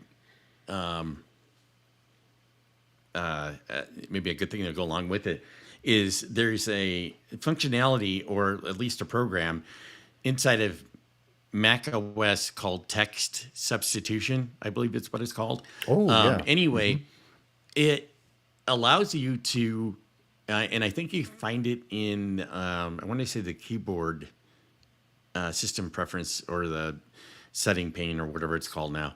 But it's somewhere in there. Anyway, you can create, if you find yourself typing the same thing over and over again, and who doesn't, even if it's just single words, and it doesn't have to be a phrase, but I use it for like simple things. Like let's say this sounds really stupid, but I'll put like talk about or talking about, I'll use those two words, and instead of typing talking about out, I'll type in TGA and it'll expand out to talking about, or even things that are normal text type abbreviations like BRB for be right back, or IKR for I know, right? Or IDK for I don't know. All those I have just expand out into the actual words, and I use text substitution to do that, and it works really, really slick. Now, I do have a actual third-party commercial software called Typinator, which does all the same thing, And you probably think, okay, well, if it's built into the Mac, why do you have commercial software that you pay for? Why do you use that? And I do it because for a couple of reasons. The big thing, because it does a lot more than just that, you can create some really complex things. One of the things you can do with Typinator that you cannot do with text substitution is you can say, put in a date. Let's say you're writing a newsletter and you say for the week of, whatever, the 21st or the, Monday through whatever, and you want to put dates in there and they need to change with each week or whatever, you can do that with Typinator. And there's several other things you can do, and you can do with variables, and you can actually create like little mini forms in Typinator that you type a couple of keystrokes, it expands out, it presents this form, you fill it out, and then it types everything in there for you. And so that's really slick. Awesome. So now Yeah. you're probably thinking, so then why do you use text substitution? Oh, the other thing is Typinator does too, is text substitution only works with native Cocoa apps. So if you have an app like Firefox or Chrome or some other application that isn't, or even Word, for example, that isn't necessarily native, text substitution won't work with that. Typinator will. So like I said before, now you're probably wondering, why do I use text substitution then? Well, the big thing with text substitution, besides the fact that it's free and it's built into the Mac, is that it also works on devices that Typinator will not, with the main ones being iOS and iPadOS. So it works on your phone as well as on your iPad. So all those abbreviations that you came up with on your Mac, or maybe came up with on your phone, now will work on the other devices as well. So, and if you think text substitution is great for the Mac, it's even better for the phone, because a lot of times, especially when you're just typing with thumbs, it's a lot easier to, type in a couple of letters and have it expand out into words or phrases than anywhere. So, it's just a terrific little application, and it's something that I think made its debut with Snow Leopard, I want to say. And along with that, and I know this is kind of two things, but I guess they kind of go together and they kind of go with dictionary. I will also throw in system spell check and grammar. Although the grammar part of it isn't all that terrific, the system spell check, it's a system-wide thing, is kind of a nice thing as well. So you pretty much cannot use an app that doesn't at least have some primitive form of spell checking in there, which is on the Mac, which is really, really nice. So whether you're using text edit or pages or stickies, whatever, they all use the same system-wide spell check. So that's also slick too. Yes, and I will tell you in just a moment what I use text replacements for. And I always forget that they're there. I need to remember that they are there more often. But you mentioned Typinator. I wanted to mention that I use Type It For Me, which is similar to Typinator. Then there's Text Expander, of course, which is another one. And then in Thunderbird, which is the email client I use and love, I could use text replacements, or I could use Type It For Me, but I actually use an extension for Thunderbird called Quick Text. And in almost every case, whether it's Type It For Me or whether it's Quick Text, I don't use the keyboard shortcuts. I can't memorize them. I cannot memorize the keyboard shortcuts. It makes you create them, but I can't memorize them. So one of the things I like about Type It For Me is it sits up there in the menu bar, and you can organize stuff by category. So I have a category for Macstock, I have a category for my business, I have a category for macOS only, and I have these, little, often paragraphs of text that, you're right, have variables in them and calculate dates and all this kind of stuff. And I can just go to the menu in the menu bar and go to, say, Macstock, and then go to, this presentation proposal thing, and boom, it inserts it in, which is awesome. And then I do the same thing with QuickText. It's meant as a way to, and QuickText is a little bit better because it integrates with Thunderbird. And what it allows me to do is not only create the text that I want to put in the body of the message, but it will also modify the subject line based on who I'm sending it to, and also insert dates and variables and all those kind of stuff. That's nice. So because it's designed for the email client, it allows me to do a little bit more than Type It For Me could do for me. And certainly more than text replacements does. Now, how do I use text replacements? Well, I don't really. I need to remember that I do it there. In fact, I will mention in just a moment something that our friend Corky mentioned, suggested to me yesterday that I do, and I'll tell you why he suggested this in just a moment. But here's what I use it for. So, by the way, it's under settings, and then keyboard, and then text replacements. Okay, text. And I had to go there to look these up, but the very first one I ever created is these are all ASCII characters. So like ASCII art. These are all ASCII art. And there's the shruggy. Right. The little shruggy. Well, I created one for the shruggy. So I can put this little ASCII art shruggy in anything. Then I thought, I can make this better. So I created one for the little pointy guy, and I created one for the zombie. So I have, I have 3 text replacements that are available not only on my Mac, but thanks to syncing via iCloud on my phone and on my iPad that allow me to insert on the fly the pointy guy, the shruggy, or the zombie. So there you go. That's the extent to which I use these. Now, a great suggestion yesterday. So this 2018 MacBook Pro that I'm on right now has the amazing butterfly keyboard, the keyboard that everybody just loves. Oh, I miss that keyboard so much. It's an amazing keyboard. It is. It has this feature of, no other keyboard does this feature of randomly inserting characters when you don't want them. And I have never had a problem with it. And apparently I jinxed myself because just starting yesterday, every time I hit the space bar, I get 2 or 3 spaces inserted. Every time. Nice. Yeah, it's great. It's that classic typewriter feel come back again. How you always put 2 spaces after a period, and now we don't anymore. No. Well, after now you do again. Now I do again. Now I do. And not only do I put them after the period, but I also put them in between words too. Which is really nice. Which is amazing. So I don't know if this is still covered by the extended warranty. I kind of suspect it's not anymore. This is going to annoy the living heck out of me.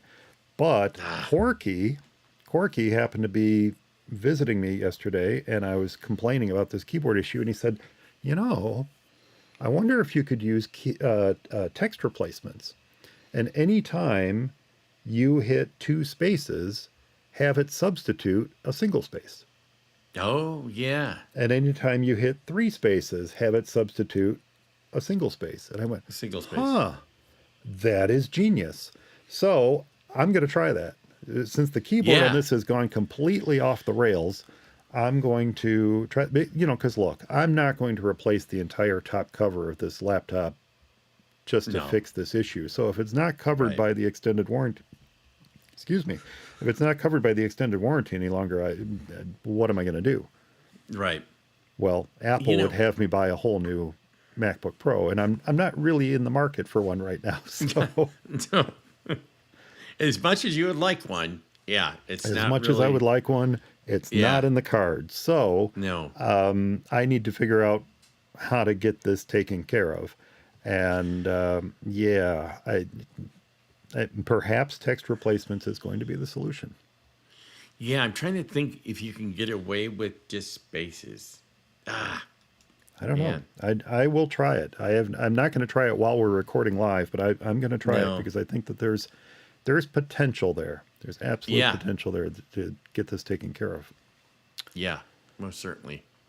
Well, let's see. I have another one. Okay, so this I was going to start talking about this before you rejoined.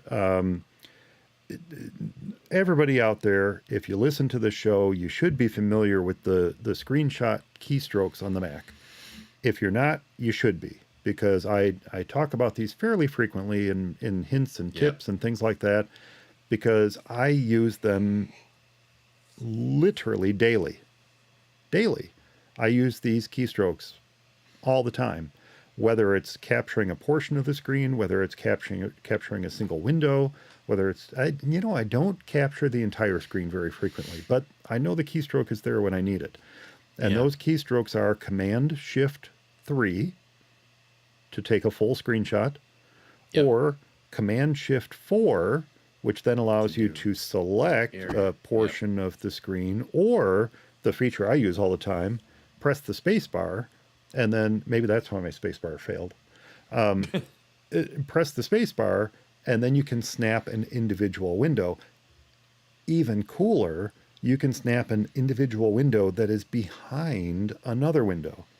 Yeah. So even when you have a whole stack of windows, if you know you want a screenshot of that window that's behind those other three windows in front of it, you can press Command Shift 4, spacebar, and then hover over that window in the background and select it, and you've got a screenshot of that window that's in the background.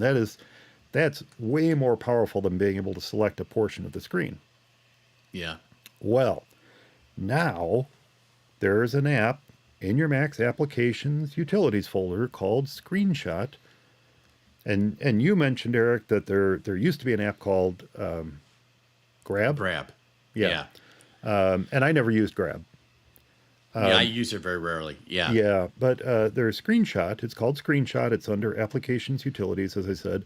And that takes all that messy memorization away from you.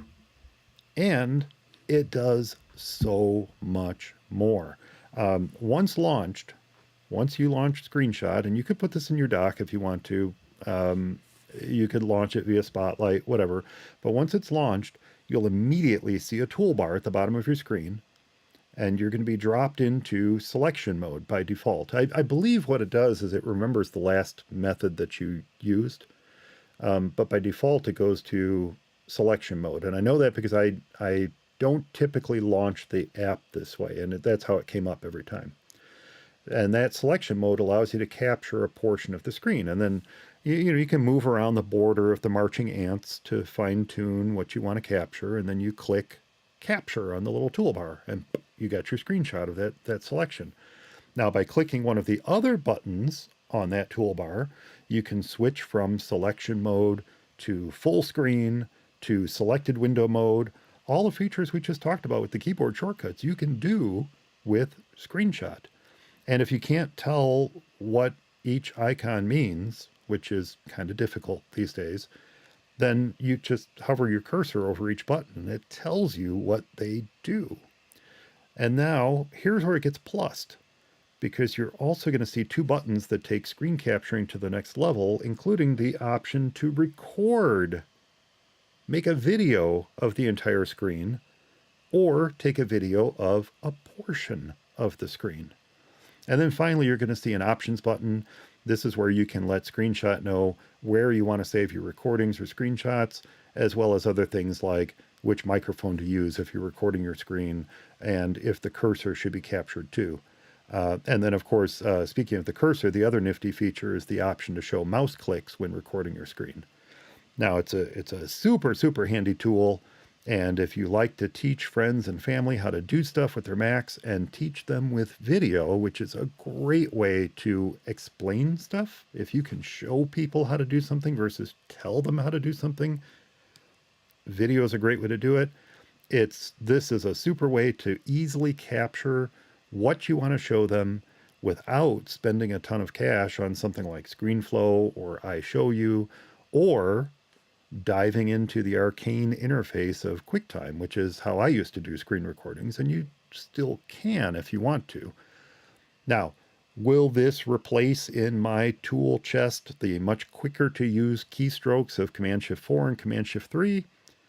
Well, maybe not, but my last tip is something I was keeping in my pocket here. is that you don't need to spelunk into your applications folder or use Spotlight to launch Screenshot. You can do so with its own keyboard shortcut, which is Command Shift 5. There you go. That's one of my favorite hidden tips, and I need to remember Command Shift 5 as a much simpler way to get to what I need to do. But I'm so used to doing Command Shift 4 and Command Shift 3 that they're going to be stuck in my head forever.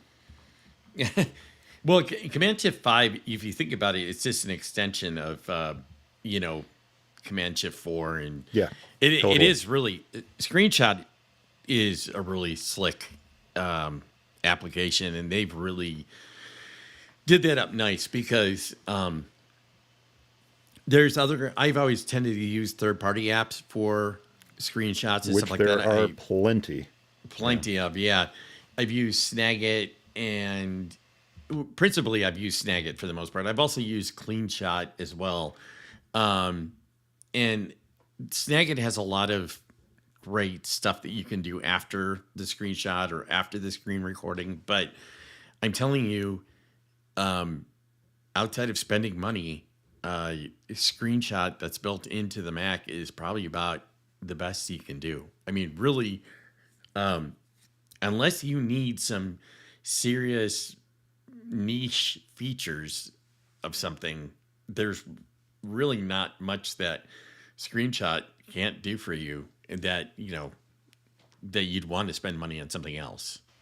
And now that Apple has built features into one of my other favorite tools, which it's not even on my list, Quick Look. And that probably doesn't really fall into an app so much as a feature of macOS, but now that they've It's built an app.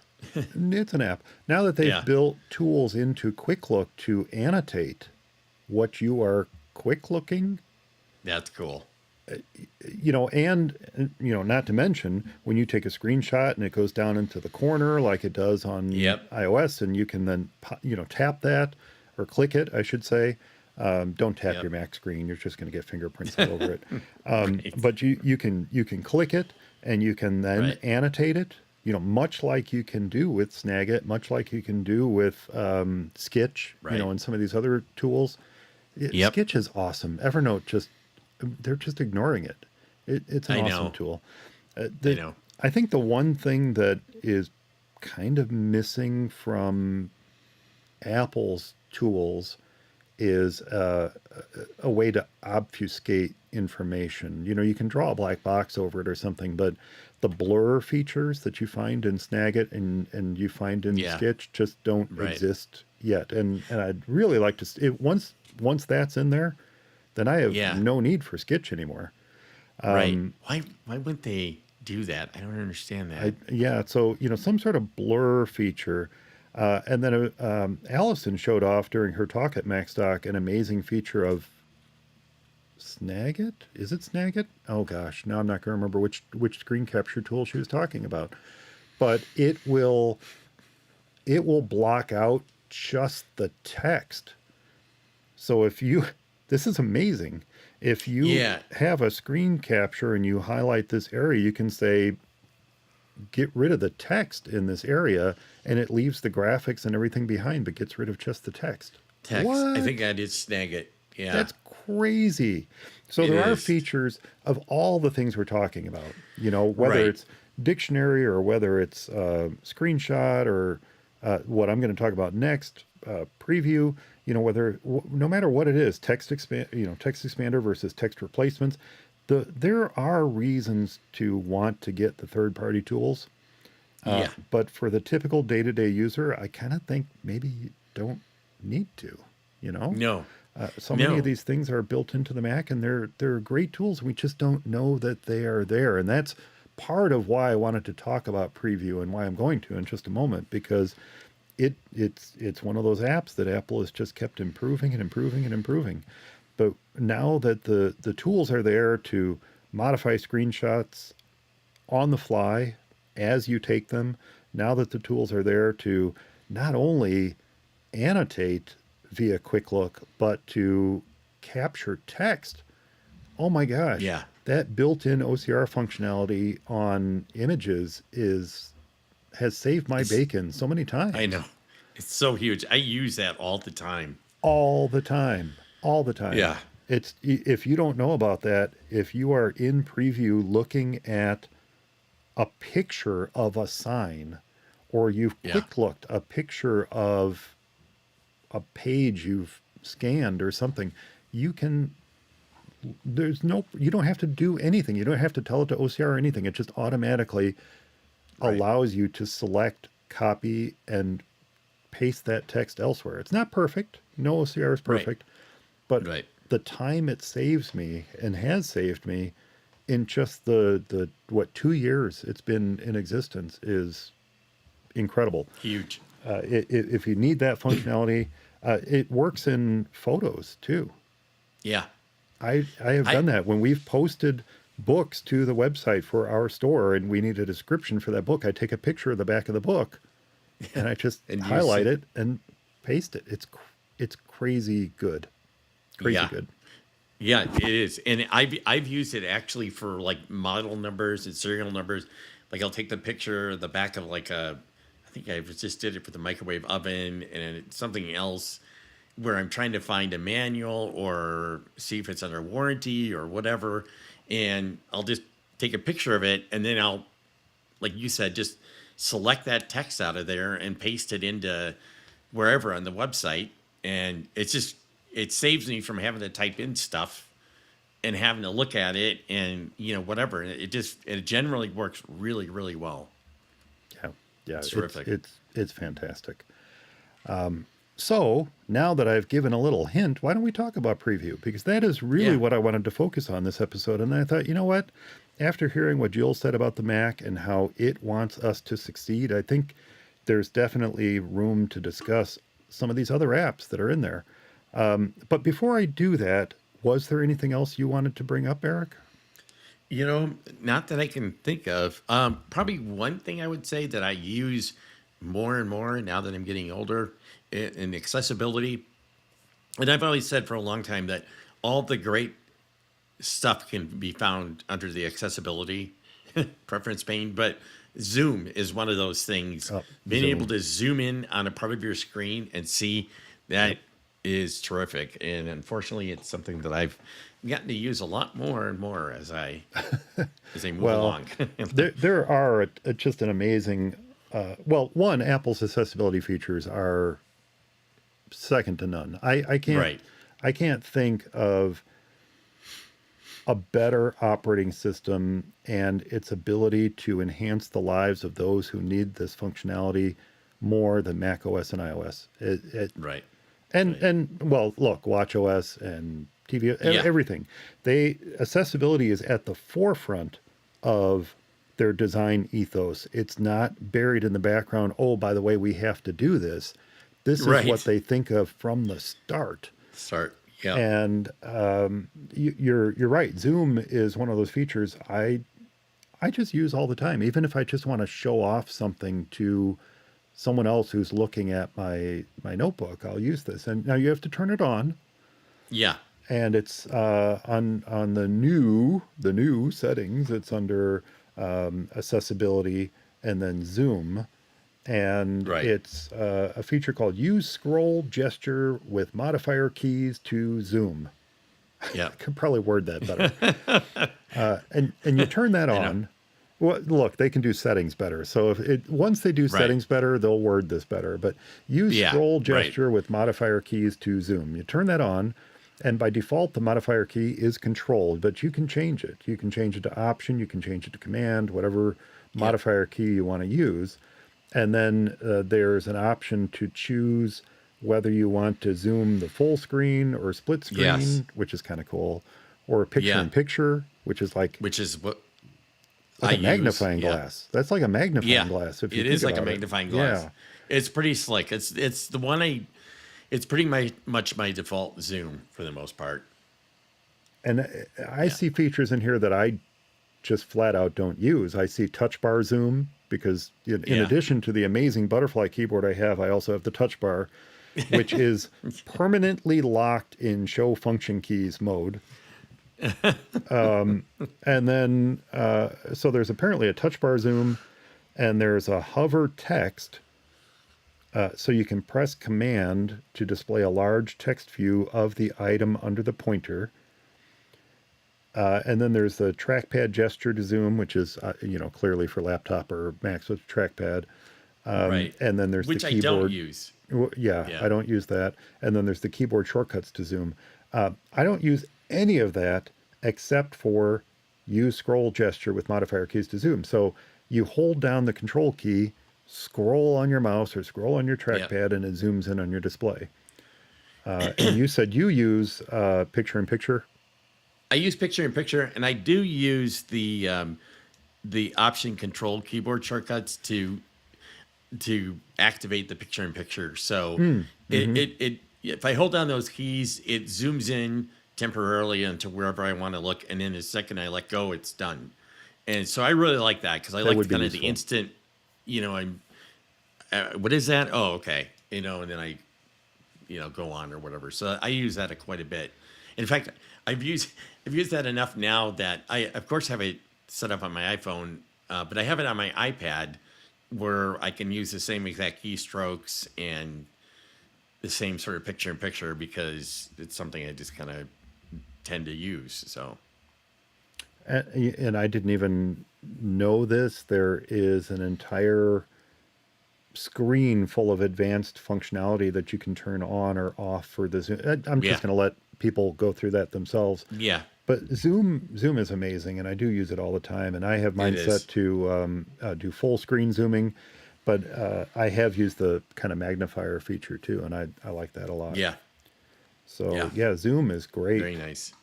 Zoom is great. And there's all kinds of cool stuff under accessibility to check out. Not the least of which is under pointer control. There are options in Oh there. yeah, Ignore built-in trackpad when a mouse or a wireless trackpad is present. yep. Talk about amazing. You know how many Windows users would love to have that feature? And yet here I it know. is built into the Mac. Ignore the built-in Yeah, trackpad when a mouse or wireless trackpad is present. yeah, Very often people have a mouse or an external trackpad connected to their Mac or Windows computer, and they sit there typing and their palms brush the trackpad. And right. and there is a trackpad. What does Apple call it? It's accidental Oh, input ignore or right. something like that. Spurious. Yeah, Yeah, but this just completely turns it off when you have a mouse. yeah, So that's ideal. yeah. And then there's Uh, options in here to adjust the pointer size, and there's keyboard options and Siri options and audio and descriptions and spoken content. And we haven't color even options. yet talked about Yeah. features in the Mac, hidden features like dictation. Right. Right. Folks are going out Right. buying Dragon Dictate, and we've got dictation built right into it that is Yeah. amazingly good. Right. So, yeah, It we're is. really only scratching the surface of hidden features in macOS that I think we could do a Right. whole nother Oh, series of shows on this. without a doubt. Yeah, for sure. I will say, so going on to preview, I want that is probably one of my favorite built-in Mac apps. And I will not steal your thunder, but I have loved preview for a long time, and I can never understand why anybody. Well, I think I know why people install Acrobat because something tells them to do that, like they need to do that. Yeah. When in reality, preview. I mean, the second I discovered preview, I stopped using Acrobat altogether. I mean, preview is just so much more. I don't know. And not only is it easier to use, but it just seems to be a lot less bloated or something. It's just terrific. Yeah, and in fact, I'm glad you said that because that ties perfectly in with how I wanted to introduce preview to everyone if they don't use it. It's hard to not discover preview on the Mac. Yeah. When you have a brand new Mac and you double click an image file or you double click a PDF, it doesn't do what Microsoft does. It doesn't automatically open in Safari, for goodness sakes, which is just stupid. Microsoft uses Edge for everything. Why on earth would you want I know. PDFs to automatically open in a browser? I just don't. Right. I don't understand the logic behind that, and yet everybody seems to think we want to open PDFs in a browser, and we do not. No. Microsoft, Mozilla, Apple, we do not. We do not want to open PDFs in a browser. Never, ever, ever, ever do we want to do that. We want to open them in something that will allow us to work with a PDF in a reasonable manner. Right. That's Right. it. And, And a and web if there's browser some just simple, doesn't cut it. I'm sorry. no, and if there's some simple, you're on a website and you want to look at like some brochure or manual and it brings it up in the web browser, that's fine. But That's one thing. anything more than that, yeah, especially if you have a PDF on your desktop already, I don't want to open it up in, yeah, exactly. I don't want it opened up in Safari or whatever else. I mean, it just doesn't make sense. By the way, while I'm ranting, we also don't want to use your own print dialog box.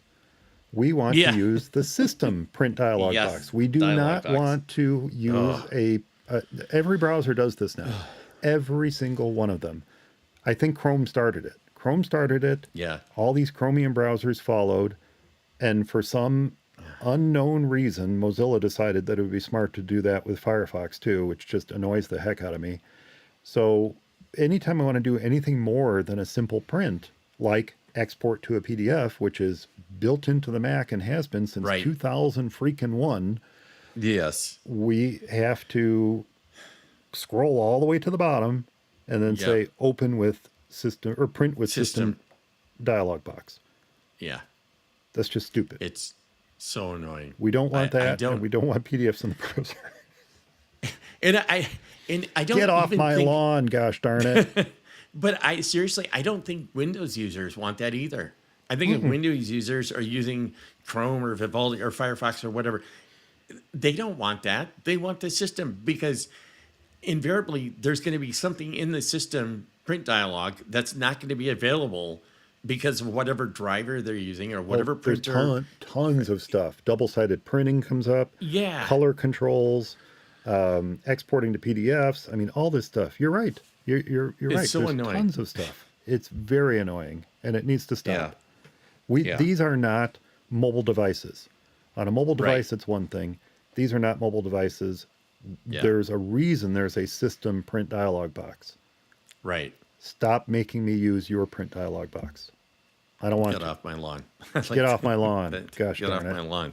Yeah, exactly. So, preview. It's hard to avoid it, right? If you're a brand new Mac user, never used one Yep. before, it's hard to avoid it.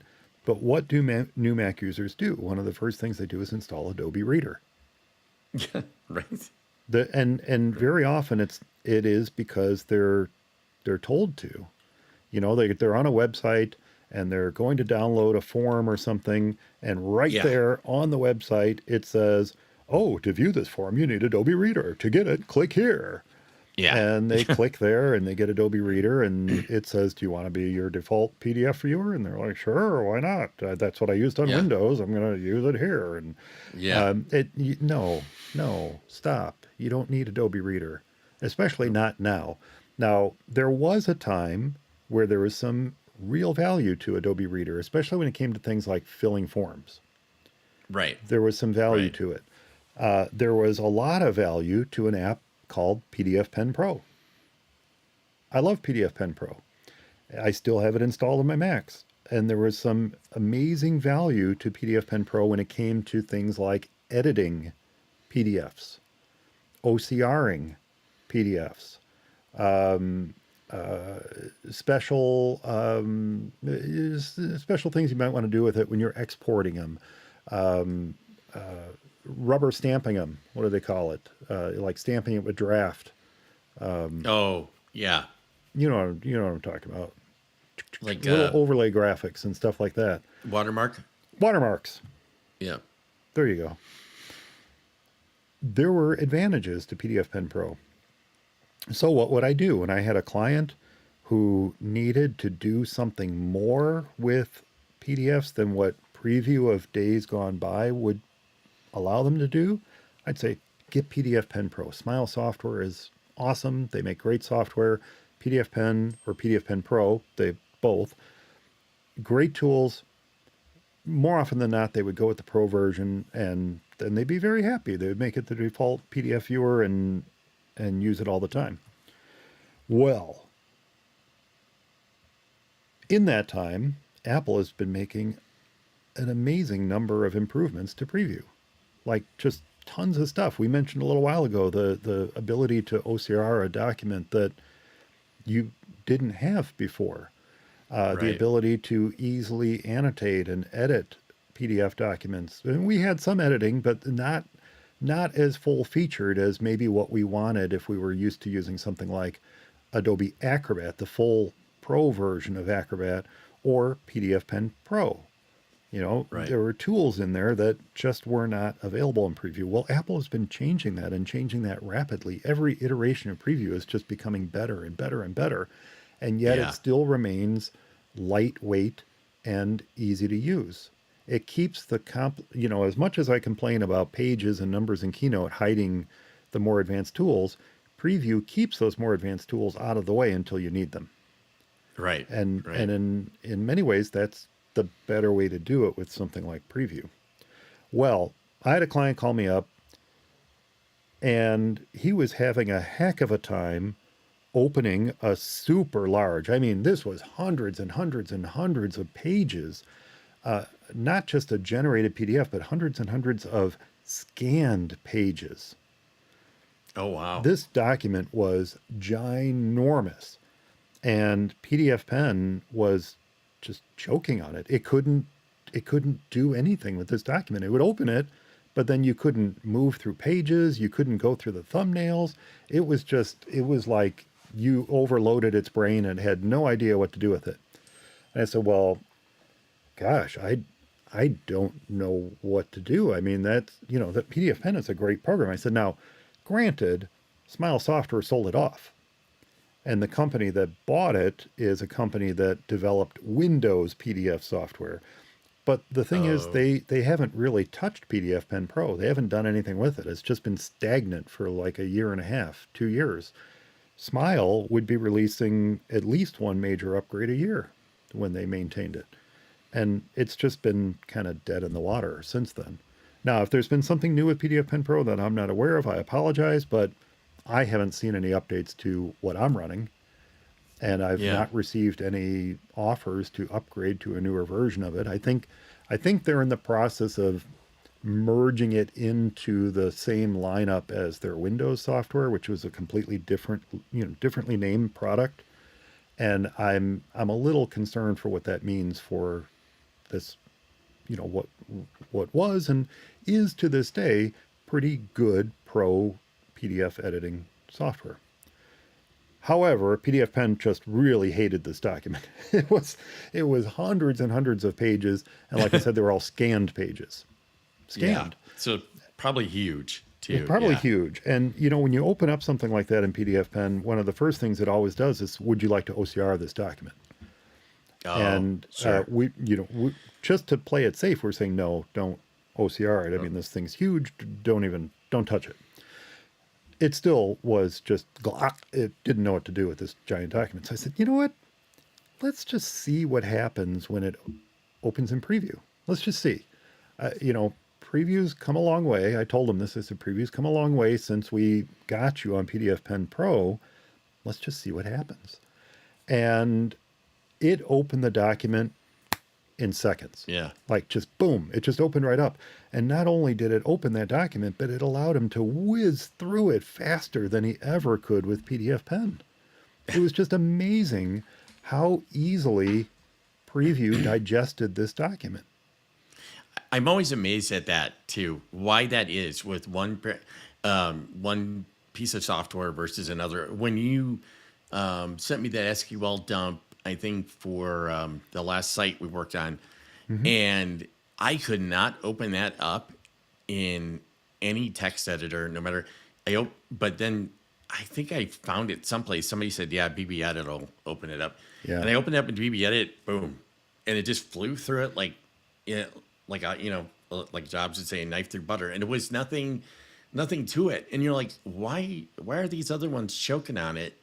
But BB Edit just No problem. And it's the same thing with preview. You're just like, you would love to know, what did they do? What are they doing that, this other software isn't, that they don't have any trouble with, mega documents like that. I have no idea, and I'll be honest, when I sent that to you, I probably assumed you were using BB Edit to open it because that's what I use all the time to open Yeah. simple documents. So, Well, I am now. yeah, no, BB Edit is amazing, amazing It is. text editing and code editing tool, which is a whole nother Yeah. conversation in and of itself. But It getting is. back to Preview, I mean, Preview just ingested this document and displayed it in seconds and had no qualms at all about scrolling to the bottom of the thumbnails. I said, let's just turn on the thumbnails. Let's see what happens. And we're just scrolling through the thumbnails, went all the way to the end. And there was no prompt to OCR it. We just picked a random page. And I said, let me try something. We picked a random page and I was able to highlight text and copy it and paste it and all this stuff. That's insane. It was amazing. And while I always extolled the virtues of PDF Pen, I never considered switching away from it until that moment. And this was about 2 months ago.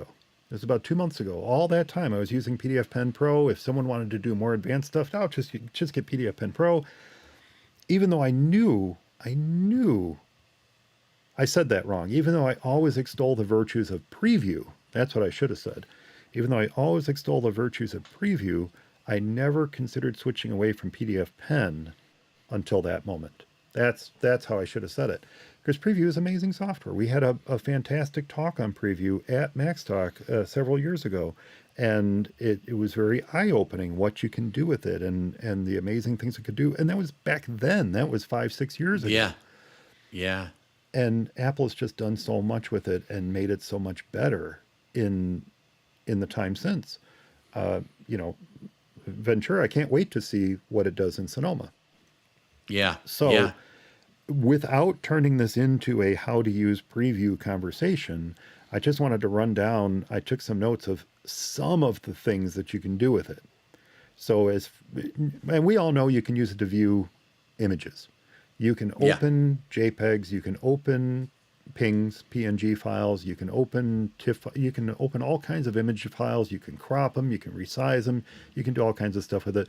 Editing, not so much with bitmap images, but you can do some stuff with them. It's not an Affinity photo, right? By any stretch of the imagination, but you can do simple stuff with it. Cool. Yep. But with PDFs, and maybe that's always been the confusion with it, is that it does PDFs and images. And maybe both, that's why people kind of were confused about what its purpose was. But with PDFs specifically, you can find text in PDFs. You can bookmark pages. You can, this is cool. You can display a PDF as a slideshow. I forget about that. I forget about that. But you can use Preview as a means to present a PDF as a slideshow. Right. Which is just awesome. We talked about this being a feature of Adobe Reader and of PDF Pen, but it is, and has been for a little while now, a feature of Preview. You can fill out and sign PDF forms. Yep. I already mentioned you can select and copy text in a PDF. You can do other text editing, like you can highlight and underline and strike out text. I've never figured out why you would want to do a speech bubble, but you can use the annotation tools to add things like squares and speech bubbles and stars and stuff like that to it. So that's the annotation features. You can annotate it with the tools in Preview.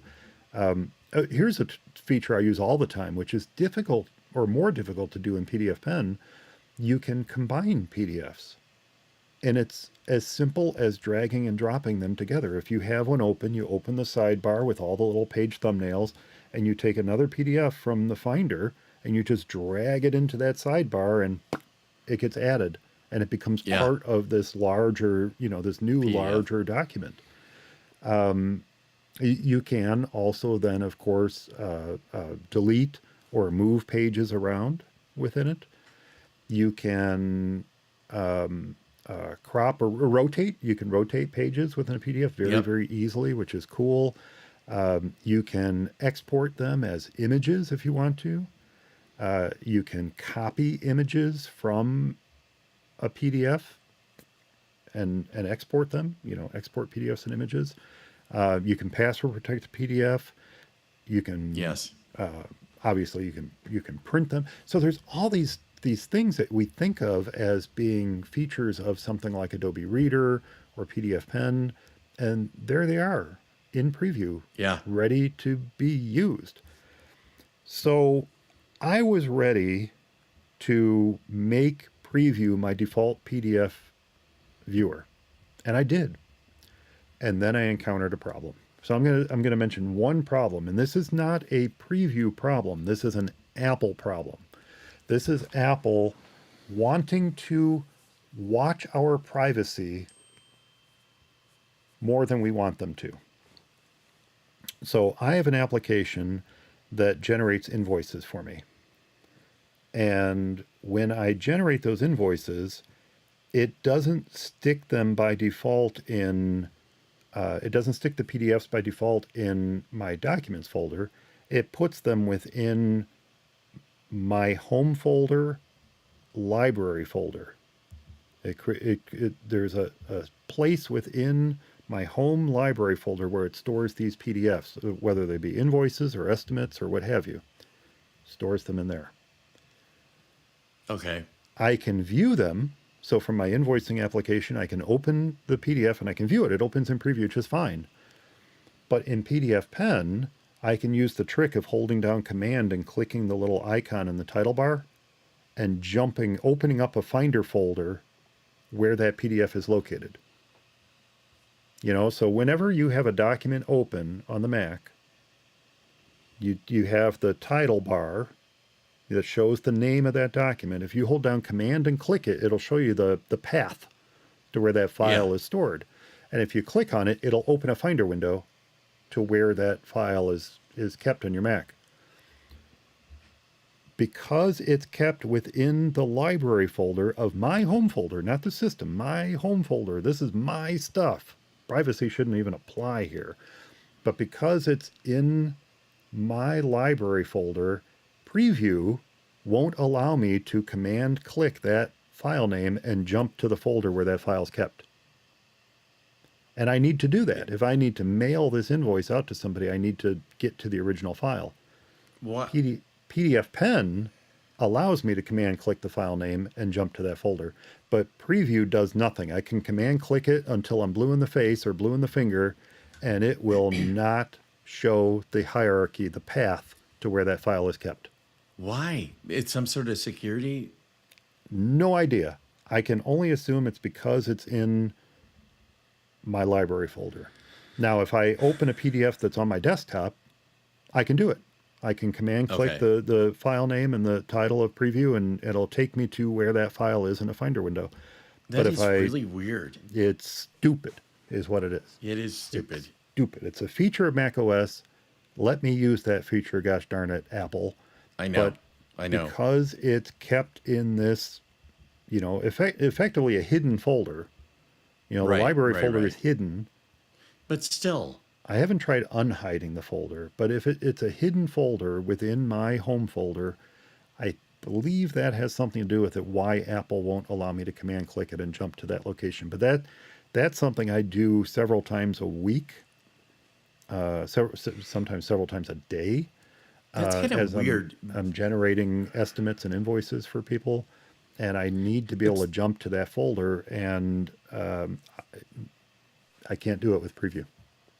That's sort of weird because when you think about it, Apple's using the library folder more and more for everything. I mean, you look at file provider D, which I think Dropbox is now using, of course, iCloud and not my OneDrive. Dropbox. I haven't upgraded it yet. Oh, you haven't, which is good for you. But it's all within your library folder. Mm-hmm. So I don't know why that should be an issue. I think I would file an RDAR, whatever, radar, see you. Yeah, that's just odd. Yeah, You know, from what I can tell, it's been a if it's a bug, it's been a bug in preview for a while based on my searching. while At first, I thought it was that preview wouldn't allow me to command click the file name, which I thought, well, that's a feature of macOS that's been there for ages. Why would you not allow me to command click the file name and see where this file right, is stored? right. But it turns out that PDFs that are not stored in that location, I can do it with. It's just yeah. So there you go. That's that. Yeah, And you know what? It may also have something to do with the software I'm running. Perhaps there's something that the application developers have to do in order to indicate to Mac OS that this is allowed. right, right. Maybe. And I, I could see that. I can see that because, and I'm not going to name the developer, but the developer of the software hasn't really touched this app in a while. They're kind of like the PDF Pen Pro folks. They haven't touched it in a while, and they're putting their focus on a different app that they develop. And I have a feeling if it's related to something the developer has to do, that I'll never see it fixed. yeah, I'll never see yeah. it fixed. But if Right. it's a limitation of preview and its ability to see, that's what I'll do. I'll create a PDF in a different library folder and See if that makes a see if, difference. Yeah. that would be an excuse to upgrade Dropbox, but I really don't want to. I really don't want to move my Dropbox folder to a hidden Yeah. library folder. So, Yeah. yeah. No, I know what you mean. One thing I was going to say with preview is maybe part of the reason that people kind of ignore it is because of the name. Preview. It doesn't really sound like I know, and I don't know of a name that they should name it, but I mean, if you called it, PDF, just whatever, it probably would get more use. But and certainly it is used as a previewer because it's used as a preview when you go to print something. You Right. can when you hit preview, it'll bring it up. But I mean, and it's an okay name, but I just wonder if that's kind of confusing to people. People don't expect, oh, I'm going to open up this PDF inside a preview. Inside a preview. Yeah. Yeah, Apple does have a little bit of a problem with how they name things. they do. They do. Look at image capture. Yeah, Nobody knows. There's a hidden app for you. Nobody knows image capture exists, that it's a scanning app. That's how you right, scan with the Mac. It's right, built into the Mac. You don't need to install that HP junk.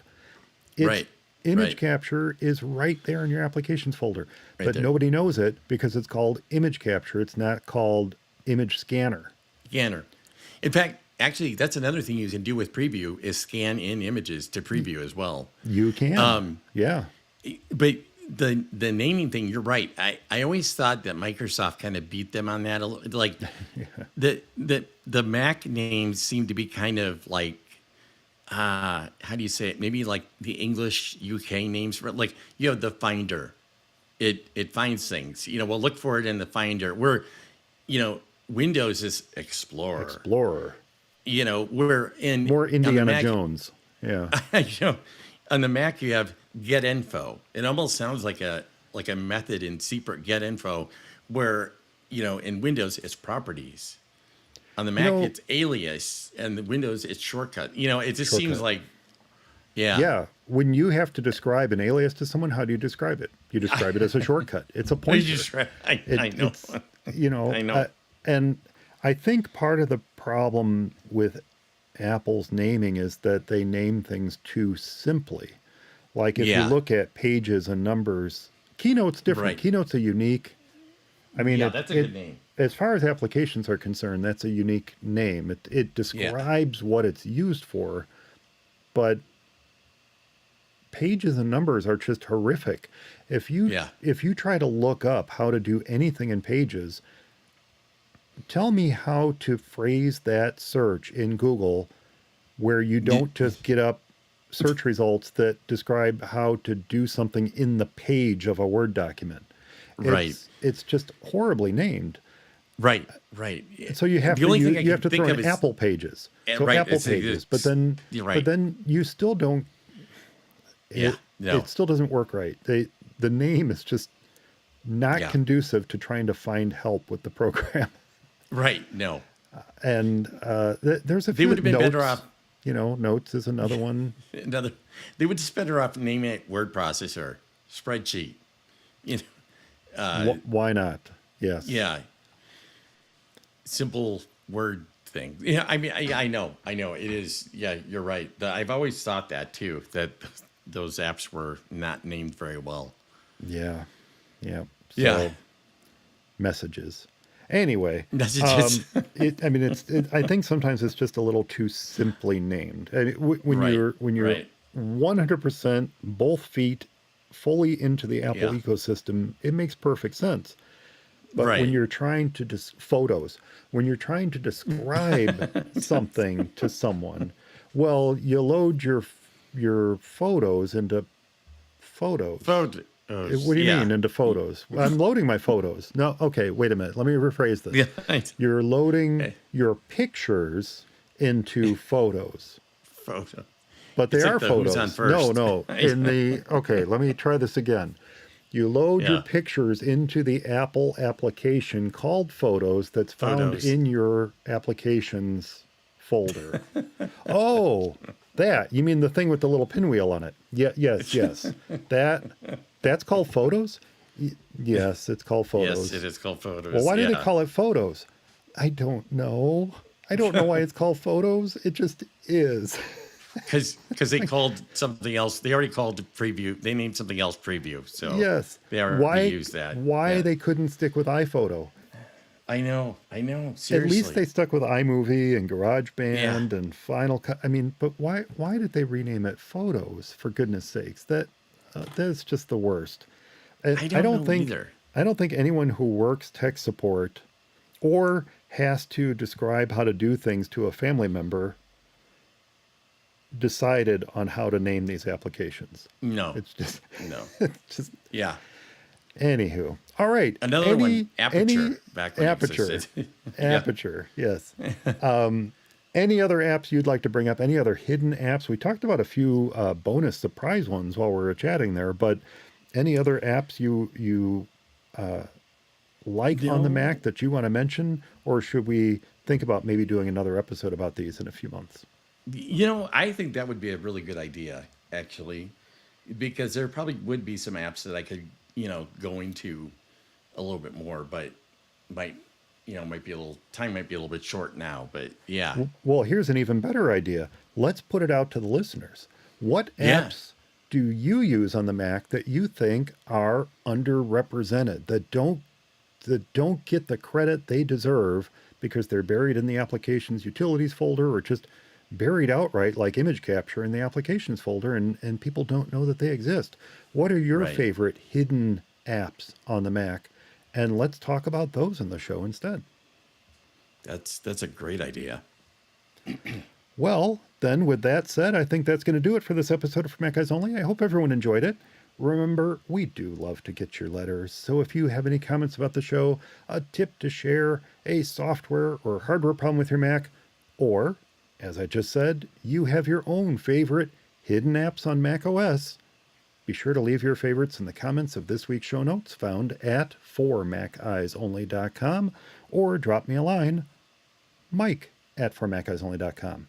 And be sure to subscribe to this show's YouTube channel at youtube.com/FMEOTV and click the little notification bell so you can find out when we're going live. You can join the chat room and you can catch all the behind the scenes stuff that doesn't make the final cut of the show. Eric, of course, you can be reached at. Eric at formaceyersonly.com. Thanks so much for listening, everyone. Thanks to Eric for joining me this episode. Yep. Thanks. Great being here. Stay subscribed, and we'll talk to you next time.